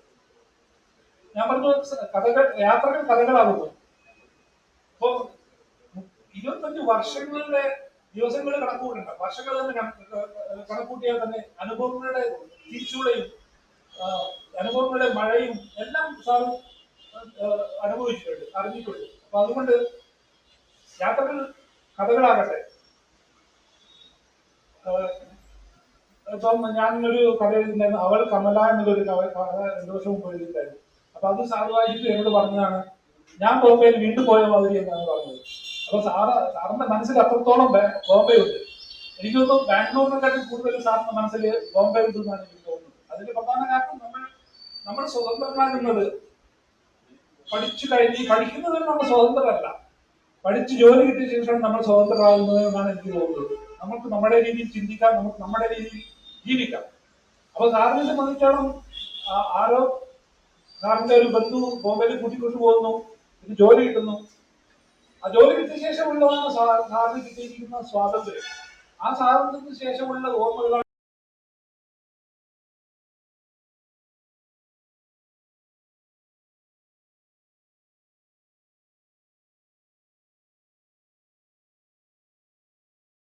സാറിന്റെ മനസ്സിൽ എപ്പോഴും കൂടുതലുള്ളത്. അതുകൊണ്ടായിരിക്കും ബോംബെ എന്നും സാറിന്റെ മനസ്സിൽ. അതുകൊണ്ട് തന്നെയാണ് ഈ പുസ്തകത്തിൽ ആത്മാക്ഷരങ്ങളിൽ സാറിന്റെ സർവീസ് സ്റ്റോറിയാണ് നമ്മൾ കൂടുതൽ കാണാൻ കഴിയുന്നത്. ഓക്കെ, എല്ലാ അനുഭവങ്ങൾ പുറകോട്ട് പോയിട്ട് എടുത്തുകൊണ്ട് വരുന്നുണ്ടെങ്കിൽ മുൻപിലേക്ക് കൊണ്ടുവരുന്നെങ്കിൽ തന്നെ വീണ്ടും അതേ ചുറ്റുപാടിൽ തന്നെയാണ് സാറിന്റെ മനസ്സും ജീവിതവും മുന്നോട്ട് പോകുന്നത്. അപ്പൊ അത് നമ്മളെപ്പോഴും ശ്രദ്ധിക്കുന്നതാണ്, നമ്മൾ അറിയുന്നതാണ്. സർവീസിൽ ഇരിക്കുന്ന സമയത്താണ് നമ്മൾ കൂടുതൽ സ്വതന്ത്രമാകുന്നതും ഓർമ്മകൾ കൂടുതൽ പുഷ്പിക്കുന്നത്. പിന്നെ നമ്മൾക്ക് ഈ ഇതിൽ വായിക്കുന്ന കുറെ കഥാപാത്രങ്ങൾ സാർ പറഞ്ഞ പോലെ സിംഗ് ആയിക്കോട്ടെ, കണ്ടത് സിംഗ്, ധവാൻ ഇവരൊക്കെ നമ്മുടെ മനസ്സിൽ വരും. ഒരുപക്ഷെ ഈ സർവീസ് സ്റ്റോറി ഈ ഡിഫൻസിൽ വർക്ക് ചെയ്യാത്തവർക്ക് ഒരു അനുഭവമാകുന്നത് ഇവര് ഇത്രയും ആൾക്കാരുടെ ഒരുപാട് കഥാപാത്രങ്ങൾ ഇതിലൂടെ വന്നു പോകുന്ന സമയത്ത് അവരുടെ പരിചയപ്പെടുന്നതാണ്. ഇങ്ങനെ കഥാപാത്രം അതിലുണ്ടായിരുന്നു. ഇവ പറഞ്ഞില്ലേ, ഇപ്പൊ തന്നെ പറഞ്ഞ പോലെ ലീവ് ചോദിച്ചിട്ട് ലീവ് കൊടുക്കാത്തത്, അത് നമ്മൾക്ക് അനുഭവം ഉണ്ടായിരുന്നു. പക്ഷേ സീരിയൽ, നമ്മുടെ ടി വിയിൽ കാണുന്ന സീരിയൽ പോലെ കഥാപാത്രം മാറുന്നു, അല്ലെങ്കിൽ ആർട്ടിസ്റ്റ് മാറുന്നു, ലൊക്കേഷൻ മാറുന്നു, കഥയുടെ ഒന്ന് തന്നെ എന്ന് പറഞ്ഞതുപോലെയല്ല നമ്മൾ വായിക്കുന്നത്. ഇതിന്റെ ലൊക്കേഷൻ മാറുന്നു, കഥാപാത്രങ്ങൾ മാറുന്നു, കഥാപാത്രങ്ങൾ വന്നുകൊണ്ടേയിരിക്കുന്നു. ഇതില് 25 അധ്യായങ്ങളിൽ വന്നിരിക്കുന്ന കഥാപാത്രങ്ങളും റിപ്പീറ്റേ ഇല്ല. പക്ഷെ അതേപോലെ സാറിന്റെ ഒരു മുൻ പുസ്തകങ്ങളിലെ ഒരു നോവലായിക്കോട്ടെ, തീർച്ചയായും അങ്ങനെയാണല്ലോ, ഒരു കഥാപാത്രങ്ങൾ വീണ്ടും വരുന്നത്. പക്ഷെ ഇത് അങ്ങനെയല്ല എന്നതാണ് നമ്മൾ മനസ്സിലാക്കേണ്ടത്. കഥാപാത്രങ്ങൾ ഓരോരോ ഇൻസിഡന്റിലും ഓരോരോ കഥാപാത്രങ്ങൾ എന്നുള്ളതാണ്. ഇതിൽ പറഞ്ഞ തന്നെ ലീവിന് പോയിട്ട് ലീവ് എക്സ്റ്റെൻഡ് ആയി പോയി, അതുകൊണ്ട് ലീവ് എക്സ്റ്റെൻഡ് ആയതിന് എക്സ്ക്യൂസ് വേണമല്ലോ. അപ്പൊ ചക്ക കൊണ്ട് കൊടുക്കുന്നതൊക്കെ അനുഭവം ഉണ്ടല്ലോ. അതുകൊണ്ട് പറഞ്ഞ പോലെ അത് കൂടുതൽ പറയാതിരിക്കുകയാണ് നല്ലത്. അത് നിങ്ങൾ വായിക്കുക. അപ്പൊ ചക്ക കിട്ടിയതുകൊണ്ട് ചക്കപ്രിയനായ ആ നേരത്തെ ദിവസം ചക്ക കിട്ടിയതോടെ എല്ലാം മറന്നു. പിന്നീടാണ് അയാൾക്ക് മനസ്സിലാവുന്നത് നമ്മുടെ ജഗതിയുടെ കഥാപാത്രത്തിൽ പലപ്പോഴുണ്ട് അങ്ങനെ കമന്റ് പറഞ്ഞ് തിരിച്ചു പോയ ശേഷം ഇയാൾ ബൾബ് കരുന്നു പറഞ്ഞ പോലെയാണ്. ചക്ക കിട്ടിയ ശേഷമാണ് ഇയാൾക്ക് ബൾബ് എരിയുന്നത്. അപ്പോ ഇയാൾക്ക് ലീവ് സാങ്ഷൻ ആകാൻ വേണ്ടിയിട്ടുള്ള ഒരു സോപ്പിടലാണെന്നുള്ള സംഭവം അതേ അറിയുന്നത്. അതുപോലെ രസകരമായ കാര്യങ്ങൾ നമുക്ക് ഈ അനുഭവക്കുറിപ്പിലൂടെ നമുക്ക് വായിക്കാൻ കഴിയുന്നതാണ്. പിന്നെ വേറൊരു കാര്യം നമ്മളെല്ലാവരും അറിഞ്ഞിരിക്കുന്നതാണ്, എന്റേത് മാത്രമാണ് അനുഭവം എന്ന് കരുതുന്നത്. നിങ്ങളുടെ ഓരോരുത്തരുടെയും അനുഭവം നിങ്ങൾക്ക് വളരെ പ്രധാനപ്പെട്ടതായിരിക്കാം, സങ്കടകരമായിരിക്കാം, സന്തോഷകരമായിരിക്കാം. അതുപോലെ ഒരാളുടെയും അനുഭവങ്ങൾ ചെറുതല്ല എന്നാണ് നമ്മുടെ സത്യം. ഇപ്പൊ ഞാൻ എന്റെ പുസ്തകങ്ങൾ ഞാൻ ഡിസൈൻ ചെയ്തു, എന്റെ 19 പുസ്തകങ്ങൾ ഞാൻ തന്നെയാണ് ഡിസൈൻ ചെയ്തിരിക്കുന്നതും കവർ ഡിസൈൻ ചെയ്തിരിക്കുന്നത് എന്റെ തന്നെ പെയിന്റിംഗ് ആണ്. എനിക്കതിന്റെ വില നന്നായി അറിയാം. ഞാനൊരു പെയിന്റ് ചെയ്യുന്ന സമയത്ത് അതിന്റെ എടുത്ത വിഷമങ്ങൾ എനിക്ക് നന്നായി അറിയാം. അതുപോലെ ആ കവർ കൊള്ളില്ല എന്ന് പറഞ്ഞാൽ അയാളുടെ മനസ്സിന്റെ എന്താണ്, എത്രത്തോളം ചെറുതായി അയാളുടെ മനസ്സ് എന്നാണ് ഞാൻ വായിക്കുക. പ്രേമിന്റെ ഡിസൈൻ ചെയ്ത കവർ കൊള്ളില്ല എന്ന് പറഞ്ഞ ആൾക്കാരുണ്ട് നമ്മുടെ ബാംഗ്ലൂരിൽ സാഹിത്യ ലോകത്തുണ്ട്. അത് അയാളെ ഞാൻ എത്രത്തോളം മനസ്സിൽ കണ്ടു എന്നത് അയാൾക്ക് കാണാൻ പറ്റില്ല എന്നതാണ് സത്യം. അപ്പം സാഹിത്യ അക്കാദമിയുടെ കവർ ഞാൻ ഡിസൈൻ ചെയ്യുന്ന സമയത്ത് ആ കഥ ഞാൻ വായിച്ചിട്ടാണ്. എത്ര വലിയ പുസ്തകമായാലും ശരി, ഞാനത് വായിച്ച ശേഷമാണ് അത് ഒരു കവർ ഡിസൈൻ ചെയ്തത്. അതുപോലെ ഈ കവർ ഡിസൈൻ ചെയ്യുന്ന സമയത്തും ഞാൻ അതിന്റെ മനോഹാരിതയല്ല കണ്ടത്. ആ സാറിന്റെ കിഷോർ സാർ പറഞ്ഞത് അദ്ദേഹമാണ് പബ്ലിഷ് ചെയ്യുന്നത്. അപ്പം അക്ഷയ് സാറിന്റെ പുസ്തകം ഫോട്ടോ വേണം ആ പുസ്തകത്തിന്റെ കവർ ചെയ്യുന്ന ഡിസിഷൻ ഉണ്ടല്ലോ, അത് വളരെ വലുതാണ്. അങ്ങനെ ഒരു ഡിസിഷൻ എടുക്കാൻ നമ്മൾക്ക് എന്താണ് കഴിയുമെന്ന് എനിക്ക് തോന്നുന്നില്ല. ഞാനാണെങ്കിൽ ഞാൻ പറയുന്നത് അത് കൊള്ളില്ല എന്ന് ഞാൻ പറയുള്ളൂ. പക്ഷെ ആ ഡിസിഷൻ ഉണ്ടല്ലോ, അതാണ് ഏറ്റവും നമ്മൾക്ക് അക്ഷയ് സാറിന്റെ സാഹിത്യ ലോകത്തുള്ള സംഭാവന. 10-22 പുസ്തകങ്ങൾ എഴുതിയതിന്റെ സംഭാവന നമ്മൾക്ക് മനസ്സിലാവുന്ന അപ്പോഴാണ്. അക്ഷയ് സാർ പറഞ്ഞിട്ടുണ്ടെങ്കിൽ പലപ്പോഴും പറഞ്ഞിട്ടുണ്ട്, ഓക്കെ എനിക്ക് അർഹതപ്പെട്ട റെക്കഗ്നീഷൻ ഇവിടെ കിട്ടിയില്ല എന്നുള്ളത്. അത് സാറിന് തോന്നുന്നതാണെന്ന് പറഞ്ഞു. പക്ഷെ അല്ല, വായനക്കാരുടെ ഇടയിൽ അക്ഷയ് സാറിന് നന്നായി അറിയാം വർഷം സാറ് പരിചയപ്പെടുത്തി വേറൊരാൾ ഒരു മനുഷ്യന്റെ 10-12 പുസ്തകങ്ങൾ എഴുതിയിട്ടുണ്ട്. പക്ഷേ നമ്മൾ ഓർമ്മിക്കുന്നില്ല. അതെന്തുകൊണ്ടാണ് കൃഷ്ണ സാറിന് നമ്മൾ എപ്പോഴും ഓർമ്മിക്കുന്നത്? കൃഷ്ണ സാറിന് നമ്മളോടുള്ള പെരുമാറ്റവും സ്നേഹവുമാണ്.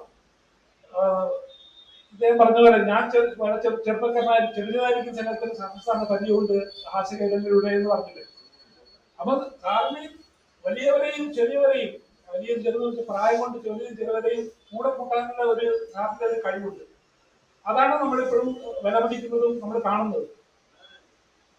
പിന്നെ നമ്മൾ ഈ പുസ്തകത്തിൽ അവസാനം പറഞ്ഞു വരുന്നത് ബാംഗ്ലൂരിലെ ആശുവേദിയും പിന്നീട് ഒരു സോവനീർ പ്രകാശനമാണ്. ഒരിക്കൽ കുഞ്ഞത്തുള്ള ചെയ്തത് അതിലേക്കാണ് അതിലെത്തിയിട്ടുള്ളൂ എന്നാണ് വേറൊരു കാര്യം. കുറച്ച് വർഷങ്ങൾ മുമ്പാണ് അവിടെ വരെ എത്തിയുള്ളൂ. അതിനുശേഷമുള്ള കാലഘട്ടം വീണ്ടും കിടക്കുകയാണ്. അപ്പൊ അത് സാറ് കഴിഞ്ഞ അടുത്തൊരു പുസ്തകമായിട്ട് വരണം എന്നുള്ളതാണ് എന്റെ അഭിപ്രായം. സാറിന് എഴുത്ത് ബുദ്ധിമുട്ടുകൾ തന്നെ നമുക്ക് ആരെക്കൊണ്ട് എഴുതിക്കാവുന്നതേ ഉള്ളൂ അനുഭവങ്ങൾ. സാറ് ഇന്നതാണ് അനുഭവം. അതൊരു കഥയുടെ രൂപത്തിലോ അല്ലെങ്കിൽ ഒരു അധ്യായത്തിന്റെ രൂപത്തിലോ രൂപപ്പെടുത്തിയെടുക്കാൻ പറ്റുന്നതേ ഉള്ളൂ. അനുഭവങ്ങളുടെ ധാരാളിത്തം സാറിനുണ്ട്, നമ്മൾക്കില്ലാതാണ്. നമ്മുടെ വേറെ കാര്യം നമ്മൾക്ക് ഉള്ളത് മറന്നുപോകുക എന്നുള്ളൊരു മറവിരോഗം എനിക്കുണ്ട്, സത്യമാണ്. അപ്പൊ മറവിരോഗം ഇല്ലാത്തൊരു മനുഷ്യനാണ് അരുൺ സാർ. അപ്പൊ അതുകൊണ്ട് സാറിന് എപ്പോഴും ഓരോ അനുഭവങ്ങൾ മനസ്സിൽ തികട്ടി വന്നുകൊണ്ടേയിരിക്കും. അപ്പൊ നമുക്ക് വീണ്ടും പ്രതീക്ഷിക്കാം സാറിന്റെ കയ്യിൽ നിന്ന് ഇത്തരമൊരു ആത്മകഥാപരമായ ഒരു പുസ്തകം വീണ്ടും. ഞാൻ കൂടുതൽ സംസാരിക്കുന്നില്ല. അപ്പൊ ഈ ഒരു പുസ്തകത്തിന് ഞാനൊരു സംഗ്രഹം ചെയ്യുന്നില്ല. നമുക്ക് വീണ്ടും പ്രതീക്ഷിക്കും ഇതുപോലെ പുസ്തകം എന്ന് പറയുന്നത്. അതാണ് നമ്മുടെ ആഗ്രഹം. എല്ലാവർക്കും നന്ദി.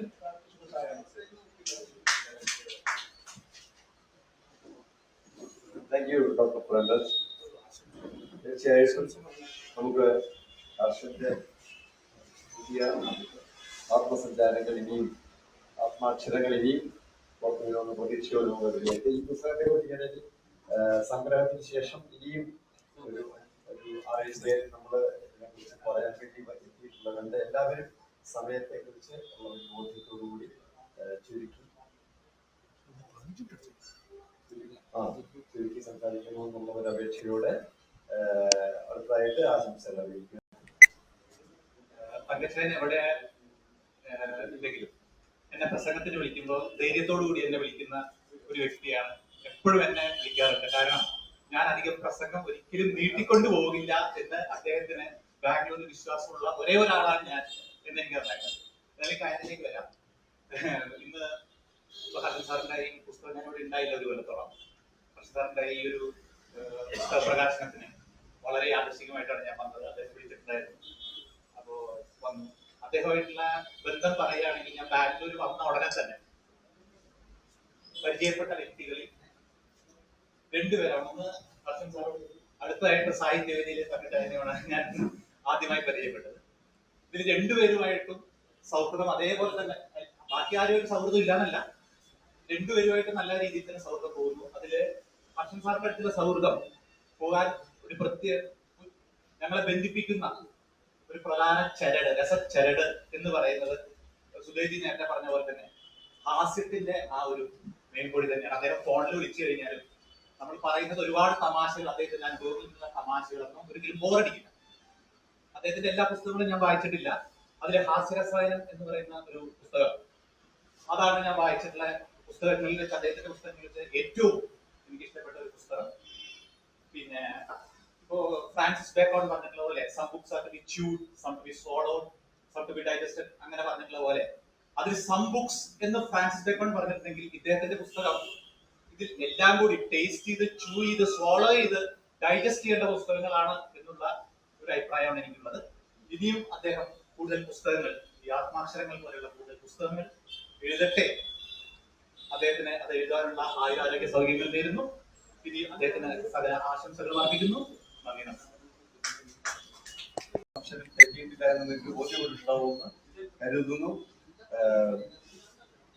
ഈ പുസ്തകത്തെ കുറിച്ച് ഇതെന്തുകൊണ്ട് നിങ്ങൾ വായിക്കണമെന്ന് ചോദിച്ചു കഴിഞ്ഞാൽ ഒട്ടേറെ കാര്യങ്ങൾ പറയാറുണ്ട്. ഒരു കാര്യം പറയാം, ഞങ്ങൾ രണ്ടാളും കൂടി കാൽക്കുപ്പിയെ അകത്താക്കിയുള്ളൂ. എന്നിട്ടും ഡെസ്കിന്റെ മേളിൽ തലകുത്തി വീണു എന്ന് ഇന്നത്തെ ഒരാളെ കുറിച്ച് പറയുന്നുണ്ട്. ഞങ്ങൾ 2 ആളെന്ന് പറഞ്ഞാൽ നിങ്ങൾ തെറ്റിദ്ധരിക്കില്ല, ഞങ്ങൾ 2 ആളാണ് പറഞ്ഞത്. അദ്ദേഹം ഇതിൽ എഴുതിയിരിക്കുന്നത് എങ്ങനെയാണ്, ആരാണ് ഈ ആളെന്നൊന്നും എന്നോട് ചോദിക്കരുത്, പുസ്തകം വായിക്കുക. അത്തരത്തിൽ വളരെ നിഷ്കളങ്കമായിട്ട് ഒരു കൊച്ചു കുഞ്ഞിന്റെ കഥ നമ്മൾ എങ്ങനെ കേട്ടിരിക്കാനാവുമോ? അതായത് മനസ്സിലൊന്നും ഒരു കാപട്യവും ഇല്ലാതെ ഒരു മനുഷ്യൻ എന്നെ കൊണ്ടൊന്നും ഇങ്ങനെ ഇത്തരത്തിലൊരു ആത്മാക്ഷരം എഴുതി ഫലിപ്പിക്കാനുള്ളൂ ഞാൻ കരുതുന്നില്ല. കാരണം എവിടെയെങ്കിലും ഒക്കെ നമ്മൾ പാടിപ്പോകും, നമ്മള് അക്ഷരങ്ങളുടെ അലങ്കാര മാലികളൊക്കെ ഇങ്ങനെ ചാർത്തി കൊടുത്തതിനെ എങ്ങനെ പുഷ്കലമാക്കാമെന്നൊക്കെ നോക്കും. അതൊന്നുമില്ല, വളരെ നിഷ്കളങ്കമായിട്ട് ഇങ്ങനെ എഴുതി പോകുന്ന പറയുന്ന പുസ്തകമുണ്ട്. അതുകൊണ്ട് പുസ്തകം വായിക്കാൻ നിങ്ങളെ ഞാനൊന്ന് ക്യൂരിയോസിറ്റി ഒന്ന് ഉണർത്തി വിട്ടുകൊണ്ട് അടുത്തായിട്ട് ഈ പുസ്തകത്തെ കുറിച്ച് ചിലത് പറയാനും സംസാരിക്കാനും നമ്മുടെ ബഹുമാനായ റൈറ്റേഴ്സ് ഫോറത്തിന്റെ ജനറൽ സെക്രട്ടറി മുഹമ്മദ് കുഞ്ഞിങ്ങാടിനെ സന്തോഷപൂർവ്വം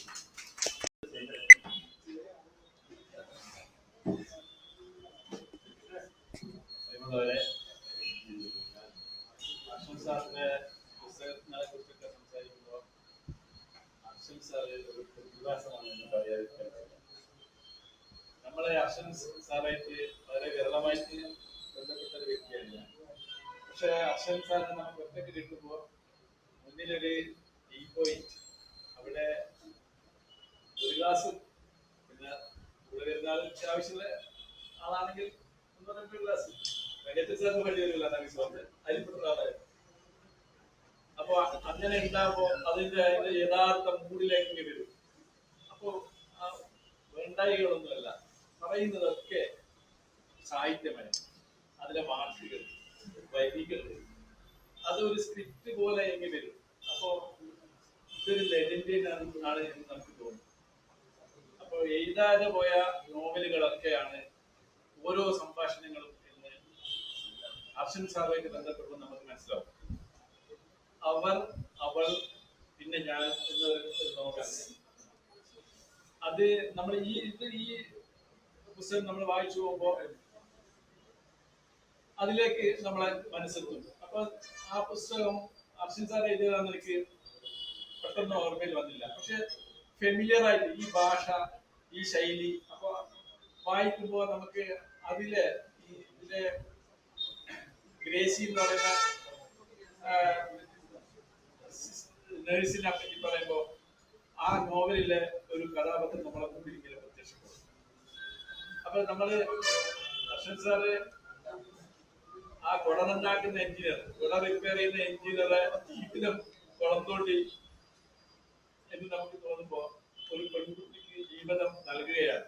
പക്ഷെ ആ ജീവിതം നൽകുന്ന കാര്യം പറയുമ്പോ ഈ ഗ്രേസി എന്ന് പറയുന്ന ഈ സിസ്റ്ററായിട്ട് പരിചയപ്പെടുന്നത് അർഷൻ സാർ അവിടെ അവസാനിപ്പിക്കുന്നു. പക്ഷെ വായനക്കാരൻ കഥ വീണ്ടും മനസ്സിൽ ഒരു മനസ്സിൽ സങ്കല്പമായിട്ട് വീണ്ടും വളരുക. ഈ 75-80 പേജുള്ള ഈ പുസ്തകത്തിനേക്കാളും ഈ പുസ്തകത്തിന്റെ വ്യാപ്തി വർദ്ധിക്കുന്നതായിട്ട് നമുക്ക് തോന്നും. പിന്നെ വൃദ്ധൻ അല്ലെങ്കിൽ വാർദ്ധക്യം എന്നൊക്കെ പറയുമ്പോ അത് നമ്മളെ ഒരു പ്രായമായി അവശനായ ഒരാളെ സൂചിപ്പിക്കുന്ന വാക്കായിട്ട് എനിക്ക് തോന്നുന്നില്ല. പ്രത്യേകിച്ച് അശസാനെ പോലെ വർദ്ധിത ബീജം ജീവിതാനുഭവങ്ങൾ കൊണ്ട് നേടുന്ന ആളെയാണ് വൃദ്ധൻ എന്ന് പറയുന്നത്. അങ്ങനെയാണെങ്കിൽ ഇതൊരു ജ്ഞാനവൃദ്ധനാണ് എന്ന് നമുക്ക് പറയാം. ആ ജ്ഞാനവും അനുഭവവും ഒക്കെ വർദ്ധിച്ച് അതിന്റെ പാരമ്യത്തിലെത്തുന്നതിനെയാണ് വൃദ്ധൻ എന്ന വാർദ്ധക്യം എന്നതുകൊണ്ട് ഭാഷ അർത്ഥമാക്കുന്നത്. അത് ആ ഭാഷ 20 വയസ്സ് വരെ കേരളത്തിൽ ജീവിച്ച ഒരാള് പിന്നെ ജീവിക്കുന്നത് 60 വർഷത്തിലധികം കേരളത്തിന് പുറത്താണ്. അവിടെ മറ്റു ഭാഷകളുടെ ഒരു കുത്തൊഴുക്ക് തന്നെയാണ്. പക്ഷെ നമ്മൾ ഈ ജ്ഞാനവൃദ്ധന്റെ ബുക്ക് വായിക്കുമ്പോൾ നമുക്ക് പഴയ മലയാളം, ആ മലയാളത്തിന്റെ ഏറ്റവും പ്രാചീനമായ ഒരു ഭാഷാ സങ്കല്പമായിരിക്കും മനസ്സിൽ വരിക. പക്ഷെ ഏറ്റവും അത്യന്താധുനികമായ പ്രയോഗങ്ങളും ഭാഷയും തന്നെയാണ്. ഒരു കീഴങ്ങളില്ലാതെ നമുക്ക് ഇതിൽ നിന്ന് വായിച്ചു പോകാൻ. അനുഭവങ്ങളൊക്കെ പറയുമ്പോൾ ഏച്ചുകെട്ടലുകളോ അനാവശ്യമായ വാക്കുകളോ ഒന്നും ഇല്ലാതെ നല്ല മലയാളം, ശുദ്ധമായ സാഹിത്യം തന്നെ അതിൽ നിന്ന് നമുക്ക് ഗ്രഹിക്കാൻ കഴിയുന്നുണ്ട് എന്നുള്ളത് ഈ നിത്യ നിത്യ യൗവനത്തിന്റെ ഒരു ദർശനമായി എനിക്ക് തോന്നിയിട്ടുണ്ട്. ഇതിനെ കുറിച്ച് നമ്മളെ അവതാരികയിൽ കിഷോർ സാർ എന്ന് പറയുന്നുണ്ട്, നേരനുഭവങ്ങളെ പാവാട ചുറ്റാതെ അവതരിപ്പിക്കുന്നതിന് പ്രയാസപ്പെടാതെ നമുക്ക് കാര്യങ്ങൾ മനസ്സിലാക്കാൻ കഴിയും. അത് നമ്മള് ഫലിതത്തിനെ കുറിച്ച് പറയുന്ന ഒരു ഫലിതം, ഹാസ്യ സാഹിത്യത്തിനെ കുറിച്ച് പറയുന്ന അവതാരികയിലെ ഹാസ്യാത്മകമായ ഒരു പ്രയോഗമായിട്ട് എനിക്ക് തോന്നി. നമ്മൾ പറയുന്ന ഒരു കാര്യമാണ്, പക്ഷെ കേൾക്കുന്ന ആൾക്കാർ അത് കേട്ട് ചിരിക്കുന്നു. അങ്ങനെ ചിരിക്കുന്നത് അവരുടെ ഒരു കുറ്റമാണ്. അതിനെയാണ് ഹാസ്യ സാഹിത്യം എന്ന് പറയുന്നത്. പറഞ്ഞ പോലെ അർഷൻ സാറ് കാര്യങ്ങളൊക്കെ അവതരിപ്പിക്കുന്നത് വളരെ സീരിയസ് ആയിട്ടാണ്. മൂപ്പറോട് ചിരിച്ചു പോകുന്നൊന്നുമില്ല, പക്ഷെ അത് വായിച്ചു പോകുന്ന നമ്മളെ മനസ്സിൽ ചിരിയുടെ മാലപ്പടക്കം എന്ന് പറഞ്ഞ പോലെ ഒരു സ്റ്റാൻഡേർഡ് ആയിട്ടുള്ള ഒരു ഫലിതമായിട്ട് നമുക്കതിനെ മനസ്സിലാക്കാൻ കഴിയും. ഏതായാലും ഗോപി സാറിനെ വ്യക്തമാക്കുന്നില്ലെങ്കിൽ കൂടി ബാംഗ്ലൂരിന്റെ അനുഭവം പറയുമ്പോൾ കുടിപ്പിച്ച് കിടത്തി വീട്ടിലേക്ക് ചെല്ലുമ്പോൾ അനുഭവങ്ങളെ പറഞ്ഞു പോകുമ്പോൾ അതിലൊന്നും ഒരു പരദൂഷണമില്ല, തൻപോരിമയില്ല. കാര്യങ്ങളെ വ്യക്തമായി അവതരിപ്പിക്കുകയാണെങ്കിലും അതിൽ സാഹിത്യ മൂല്യമുണ്ട്. ഈ പുസ്തകത്തിന്റെ രചനയിൽ അദ്ദേഹം, എനിക്ക് തോന്നുന്നത് 10-21ാമത്തെ പുസ്തകമാണെങ്കിൽ ആ പുസ്തകങ്ങളുടെ ഒരു അനുഭവത്തിന്റെ, ആ പുസ്തകങ്ങൾ എഴുതിയതിന്റെ അനുഭവത്തിന്റെ വെളിച്ചത്തിൽ എവിടെയും ഒരു സ്കലിതങ്ങളിൽ കാണാൻ കഴിഞ്ഞിട്ടില്ല. നല്ല കെട്ടിലും മട്ടിലും ഒക്കെ ഇതിന്റെ പ്രിന്റിങ് നിർവഹിച്ച ഇന്ദുലേഖ പുസ്തകം, അത് നമ്മുടെ കിഷോർ സാറിൻ്റെതാണ്. അത് അവതാരികയൊക്കെ എഴുതി അങ്ങനെ ഒരു പുസ്തകം അർഷൻ സാറിൻ്റെതായിട്ട് ബാംഗ്ലൂരിനെ സമർപ്പിക്കാൻ കഴിഞ്ഞത് വലിയൊരു നേട്ടമാണ്. ഇതിന്റെ വാല്യൂ നമുക്ക് 4 നൂറ്റാണ്ട് കഴിഞ്ഞാലും തീർച്ചയായിട്ടും ബാംഗ്ലൂരിലെ അതൊരു ചരിത്രത്തിൽ രേഖപ്പെട്ട് കഴിഞ്ഞ ഒരു വസ്തുതയായി മാറും. ഇനിയും ഇതുപോലുള്ള കൃതികൾക്ക് ജന്മം നൽകുവാൻ അർഷൻ സാറിന് ആ ബാല്യമുണ്ട് എന്ന് തന്നെയാണ് ഞാൻ വിശ്വസിക്കുന്നത്. അതിന് സാധ്യമാകുമാറാകട്ടെ ആശംസിച്ചുകൊണ്ട് എല്ലാ ഭാവങ്ങളും നേരുന്നു. നന്ദി, നമസ്കാരം. അർഷൻ സാറിനെ പറ്റിയും ഞങ്ങളുടെ വികാസ് എന്ന സംഘടനാതലത്തിലുള്ള സാഹിത്യ രംഗത്തുള്ളതിനേക്കാൾ കൂടുതൽ സംഘടനാതലത്തിലാണ് ദൈവമായിട്ട് കൂടുതൽ. കാരണം എന്താ, കുറേ വർഷങ്ങളായി വികാസിൽ സ്ഥിരമായി അദ്ദേഹത്തിന്റെ ഹാസ്യ പ്രതിമാസ പരിപാടികൾ അവതരിപ്പിക്കുകയും അതോടൊപ്പം തന്നെ വികാസിന് വേണ്ട എല്ലാവിധ സഹായ സഹകരണങ്ങളും ചെയ്തു തരുന്ന വ്യക്തി കൂടിയാണ് അർഷൻ. അതുകൊണ്ട് അദ്ദേഹത്തെ നമ്മുടെ സംഘടനയിൽ തന്നെ ഒരു അവിഭാജ്യ ഘടകമായിട്ടാണ് ഞങ്ങൾക്ക് അദ്ദേഹത്തെ കാണാറുള്ളത്.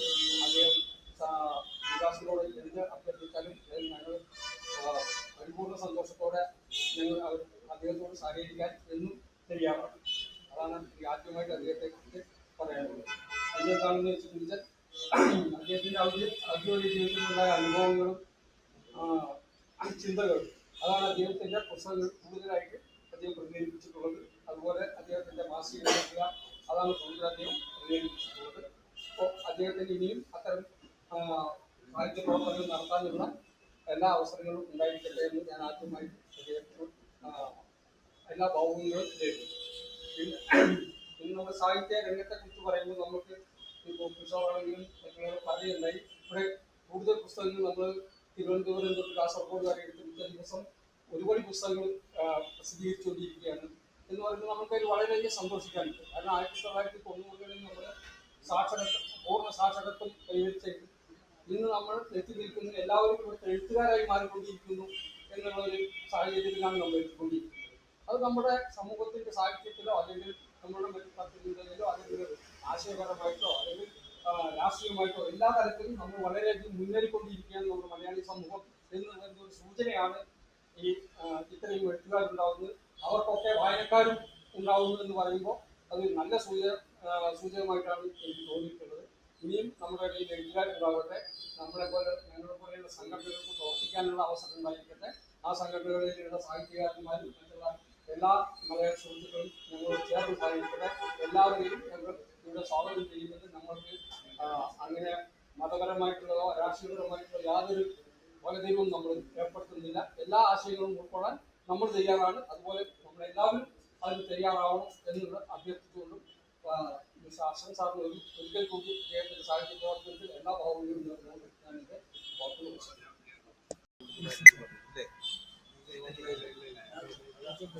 നല്ല സന്ദർഭമാണ് ഇവിടെ ചേർന്നിരിക്കുന്നത്. നമ്മുടെ നാട്ടുകാരൻ നമ്മുടെ മലയാളിയായ ശ്രീമാൻ ഹസൻ സാഹിത്യ ലളിതയുടെ റിലീസാണ് ഇന്ന് നടന്നത്. വളരെ സന്തോഷമുണ്ട്. അദ്ദേഹവുമായിട്ട് വളരെ അടുപ്പം ഇല്ലെങ്കിൽ കൂടി ഞങ്ങളോട് വന്നതിന് ശേഷം ഞങ്ങൾ വളരെ പല കാര്യങ്ങളിലും ഒന്നിച്ച് നമ്മുടെ അസോസിയേഷന് വേണ്ടിയിട്ടും പല പ്രവർത്തികളും ഞങ്ങൾ ഉപയോഗിച്ച് നീങ്ങിയിട്ടുണ്ട്. സാഹിത്യരചന എന്ന് പറയുന്നത് വളരെ ബുദ്ധിമുട്ടുള്ള ഒരു കാര്യം തന്നെയാണ്. പക്ഷേ സാഹിത്യകാരന്മാരെ എഴുതുന്നതിൽ ഇന്ന് നമുക്ക് വളരെ ഒരു കർക്കശമായ ഒരു നിരീക്ഷണത്തിന്റെ പോലെ ഇത് നമ്മുടെ കലയിൽ വീണിരിക്കുകയാണ്. ഒരു ഇരുത്തി പോലെ വീണിരിക്കുന്ന ഒരു സന്ദർഭമാണ്. അതുകൊണ്ട് നമ്മുടെ സാഹിത്യകാരന്മാർ അവരുടെ മനസ്സിലിരിക്കുന്ന ആ സാഹിത്യ സൃഷ്ടികൾ എങ്ങനെ സൃഷ്ടിക്കണം എന്നുള്ളത് നമ്മളെ ഈ ഒടയമ്പുരാമന്റെ കൂടെ അനുവാദം വാങ്ങിച്ചിട്ട് എഴുതണമെന്ന് പറയുന്ന കാലഘട്ടത്തിലേക്ക് കടക്കുകയാണ്. അത് ഉണ്ടാവാതെ ഇരിക്കട്ടെ. എല്ലാ സാഹിത്യകാരന്മാരും നമ്മുടേതായ അഭിപ്രായങ്ങളെ വ്യക്തമായിട്ട് തന്നെ ജനങ്ങളെ അറിയിക്കണം. എന്നാലേ ഒരു സാഹിത്യത്തിന് പൂർണ്ണരൂപം ഉണ്ടാകുമെന്ന് പറഞ്ഞുകൊണ്ട് ഞാൻ നിർത്തുകയാണ്. എല്ലാവരും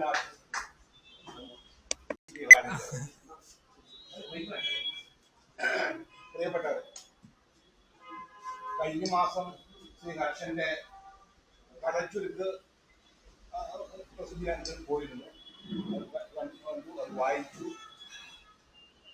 ഈ പുസ്തകം ഞാൻ വായിച്ചിട്ടില്ല. വായിക്കാണ്ട് നിങ്ങൾ പറയുന്നവരുടെ അഭിപ്രായം പറയാൻ എനിക്കറിയില്ല. ഒരു പുസ്തകത്തെ പറ്റി പറയണമെങ്കിൽ വായിക്കണം എന്നുള്ള അഭിപ്രായക്കാരാണ് ഞാൻ.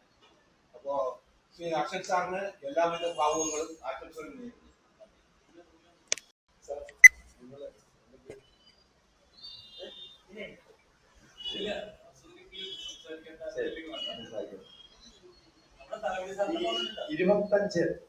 ഇരുപത്തഞ്ച് അധ്യായങ്ങളുള്ള ഒരു ചെറിയ പുസ്തകമാണ്. പലരും സൂചിപ്പിച്ചു ഇതിന്റെ തുടർച്ചയായിട്ട് അടുത്ത ആത്മാക്ഷരങ്ങൾ വരണം. അതുപോലെ തന്നെ ഇനിയും ഇത് പൂർത്തിയാകേണ്ടതുണ്ട്. ഇതൊരു അർത്ഥകായ പ്രതിമ പോലുമല്ല. അദ്ദേഹം പൂർണ്ണകായ പ്രതിമ എന്ന് പറയാൻ ശ്രമിക്കുന്നത് അത് ഒരു അർത്ഥകായ പ്രതിമ പോലും ആയിട്ടില്ല എന്നാണ് എന്റെ അഭിപ്രായം. അതുപോലെ തന്നെ ഈ പുസ്തകം ഞാൻ ഇങ്ങനെ വായിച്ചതിന് ശേഷം എന്നെ വല്ലാതെ ഇൻസ്പയർ ചെയ്ത മറ്റൊരു കാര്യം കൂടിയുണ്ട്. ഏതാണ്ട് ഇദ്ദേഹത്തെക്കാൾ ഒരു ഇരട്ടി വർഷം 16-17 വർഷം അദ്ദേഹം നേവിയില് ഈ പ്രാഥമികമായിട്ടുള്ള ഒരു ആദ്യത്തെ സർവീസ് ചെയ്ത് പോരുകയായിരുന്നു. അതിനുശേഷം 30-ലധികം വർഷങ്ങൾ സർവീസ് ചെയ്ത് എനിക്ക് എന്റെ വെടിക്കോപ്പുകൾ കുറെ എന്റെ ആയുധപ്പുരയിൽ ഇങ്ങനെ കിടപ്പുണ്ട്.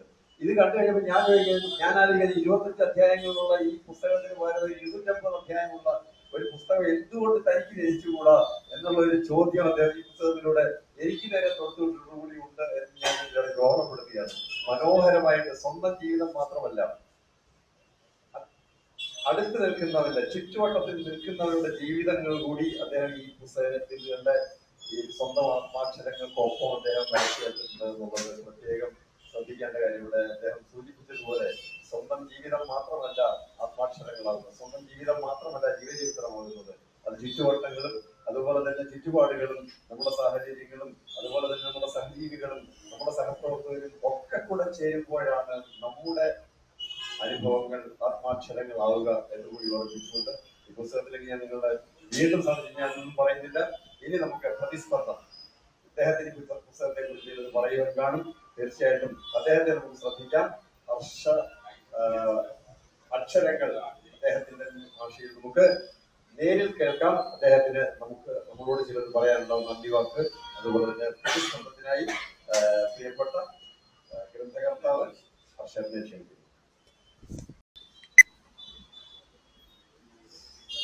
25 അധ്യായങ്ങളുള്ള ഈ പുസ്തകം വളരെ ചെറിയ അധ്യായങ്ങളായിട്ടാണ് ഞാൻ എഴുതിയിട്ടുള്ളത്.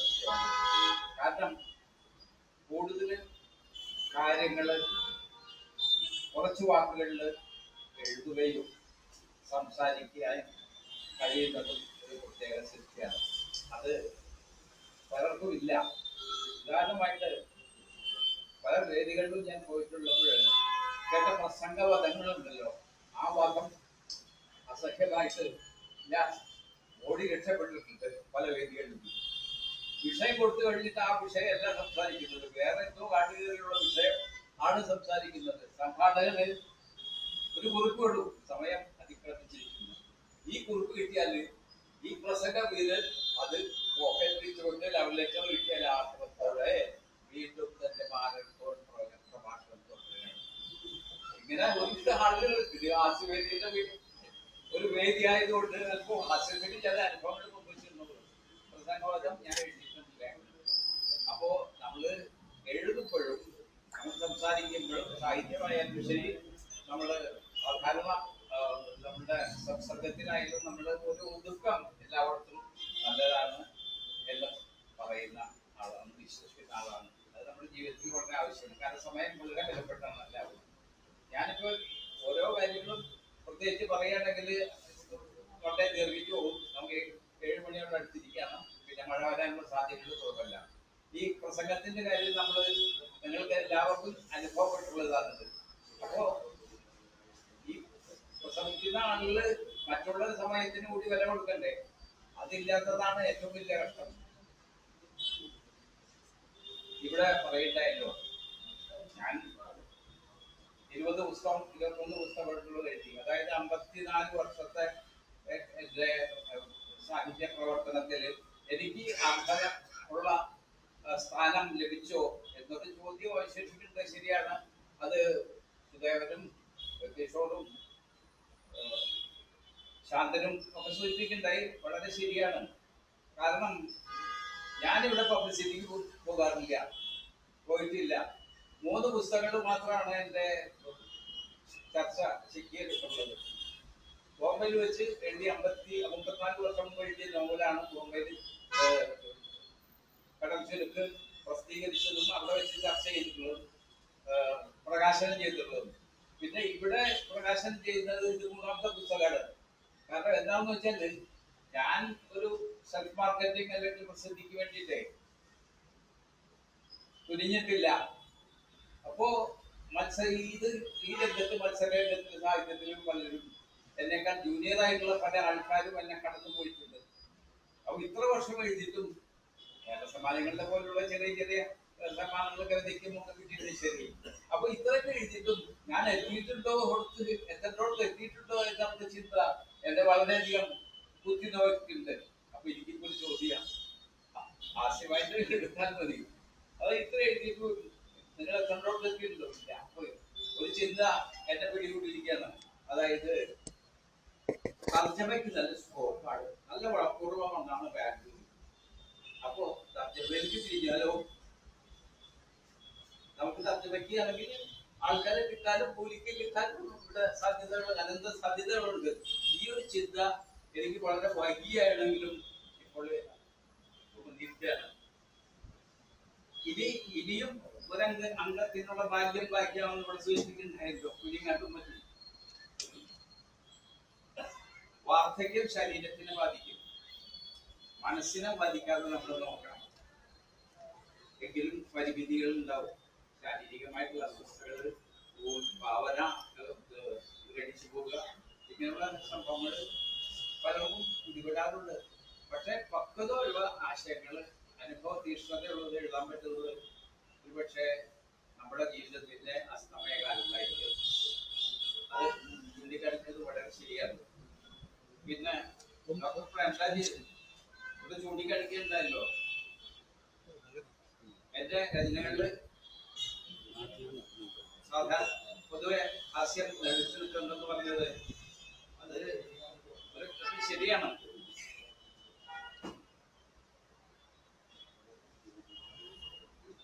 അനുഭവങ്ങളുടെ ധാരാളിത്തത്തെ കുറിച്ച് പറയല്ലേ ഡോക്ടർ പ്രേംരാജ്? ശരിയാണ്, അനുഭവങ്ങൾ ധാരാളം വരുന്നത്. അപ്പോ എല്ലാം അങ്ങനെ എഴുതാനായിട്ട് എനിക്ക് സാധിച്ചിട്ടുണ്ടെന്ന് ഞാൻ പറയുന്നില്ല. ഇനിയും എഴുതാൻ അല്പാക്ഷരങ്ങളുടെ ഒരു 2ാം പതിപ്പ് ആയിട്ട് എനിക്ക് എഴുതാനുള്ള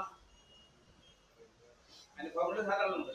പക്ഷെ അത് ശാരീരികമായിട്ടുള്ള അവസ്ഥയെ മാനസികമായിട്ടുള്ള അവസ്ഥയെ ആസ്വദിച്ച് ഇരിക്കുന്ന സംഗതിയാണ്. എഴുതിയത് എന്റെ സ്വന്തം അനുഭവങ്ങള് മാത്രമല്ല, മറ്റുള്ളവരുടെ അനുഭവങ്ങളും കൂടി നമ്മൾ ചേർത്ത് വെച്ചിട്ടുണ്ട് എഴുതിയിട്ടുള്ളത്. അപ്പൊ ഇതില് ഈ പുസ്തകം എഴുതുമ്പോൾ എനിക്ക് ചില നിർദ്ദേശങ്ങളൊക്കെ ഉണ്ടായി. അത് ആ നിർദ്ദേശങ്ങളിൽ ഒന്നൊരു സുധാകൃതിയാണ്. അതായത് നമ്മൾ എഴുതുമ്പോൾ അതിൽ നമ്മുടെ കാലഘട്ടത്തിലെ കൂടി നമ്മൾ ചേർത്ത് വെച്ചുകൊണ്ട് അതിനോട് സംബന്ധിച്ചുകൊണ്ട് നമ്മൾ എഴുതണമെന്ന് പറഞ്ഞിട്ടുള്ളതുകൊണ്ട് പല അനുഭവങ്ങളും വെച്ചിട്ടാണ് ഞാൻ എഴുതിയത്. പക്ഷേ ഒരു അനുഭവം വിട്ടുപോയിട്ട് ഞാൻ എഴുതിയിട്ടെങ്കിലും അത് കിഷോർ അത് ചേർക്കാൻ വിട്ടുപോയിട്ടുണ്ട്.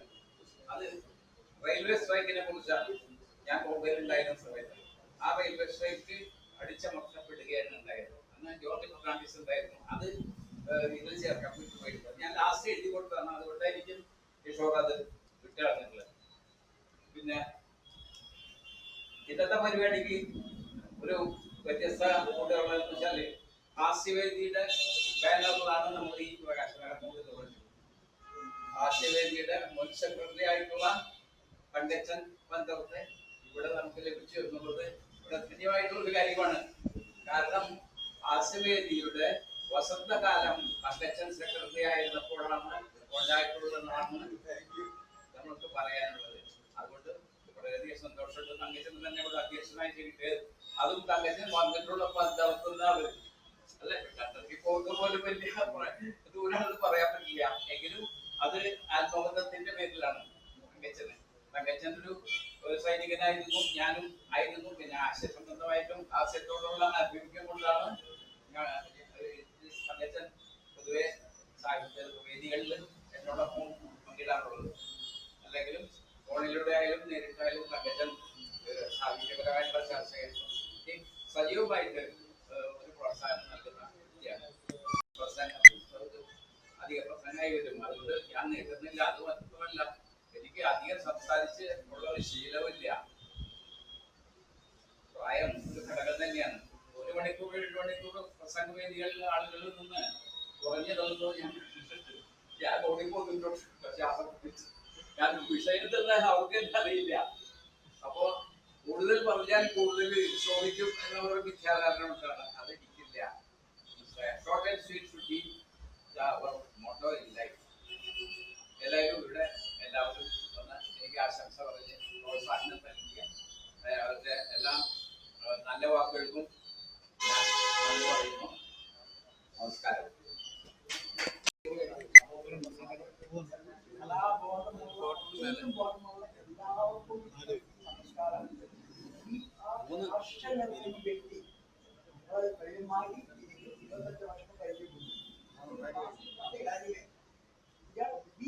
പേരുണ്ടോ നിങ്ങൾ ആരും വിളിച്ചോ? വെരി റിച്ച് ഓർ വെരി റേറ്റ്ഫുൾ ആണ്. WEB ആർഷൻ നമ്മളെല്ലാം ആർഷനാണ്.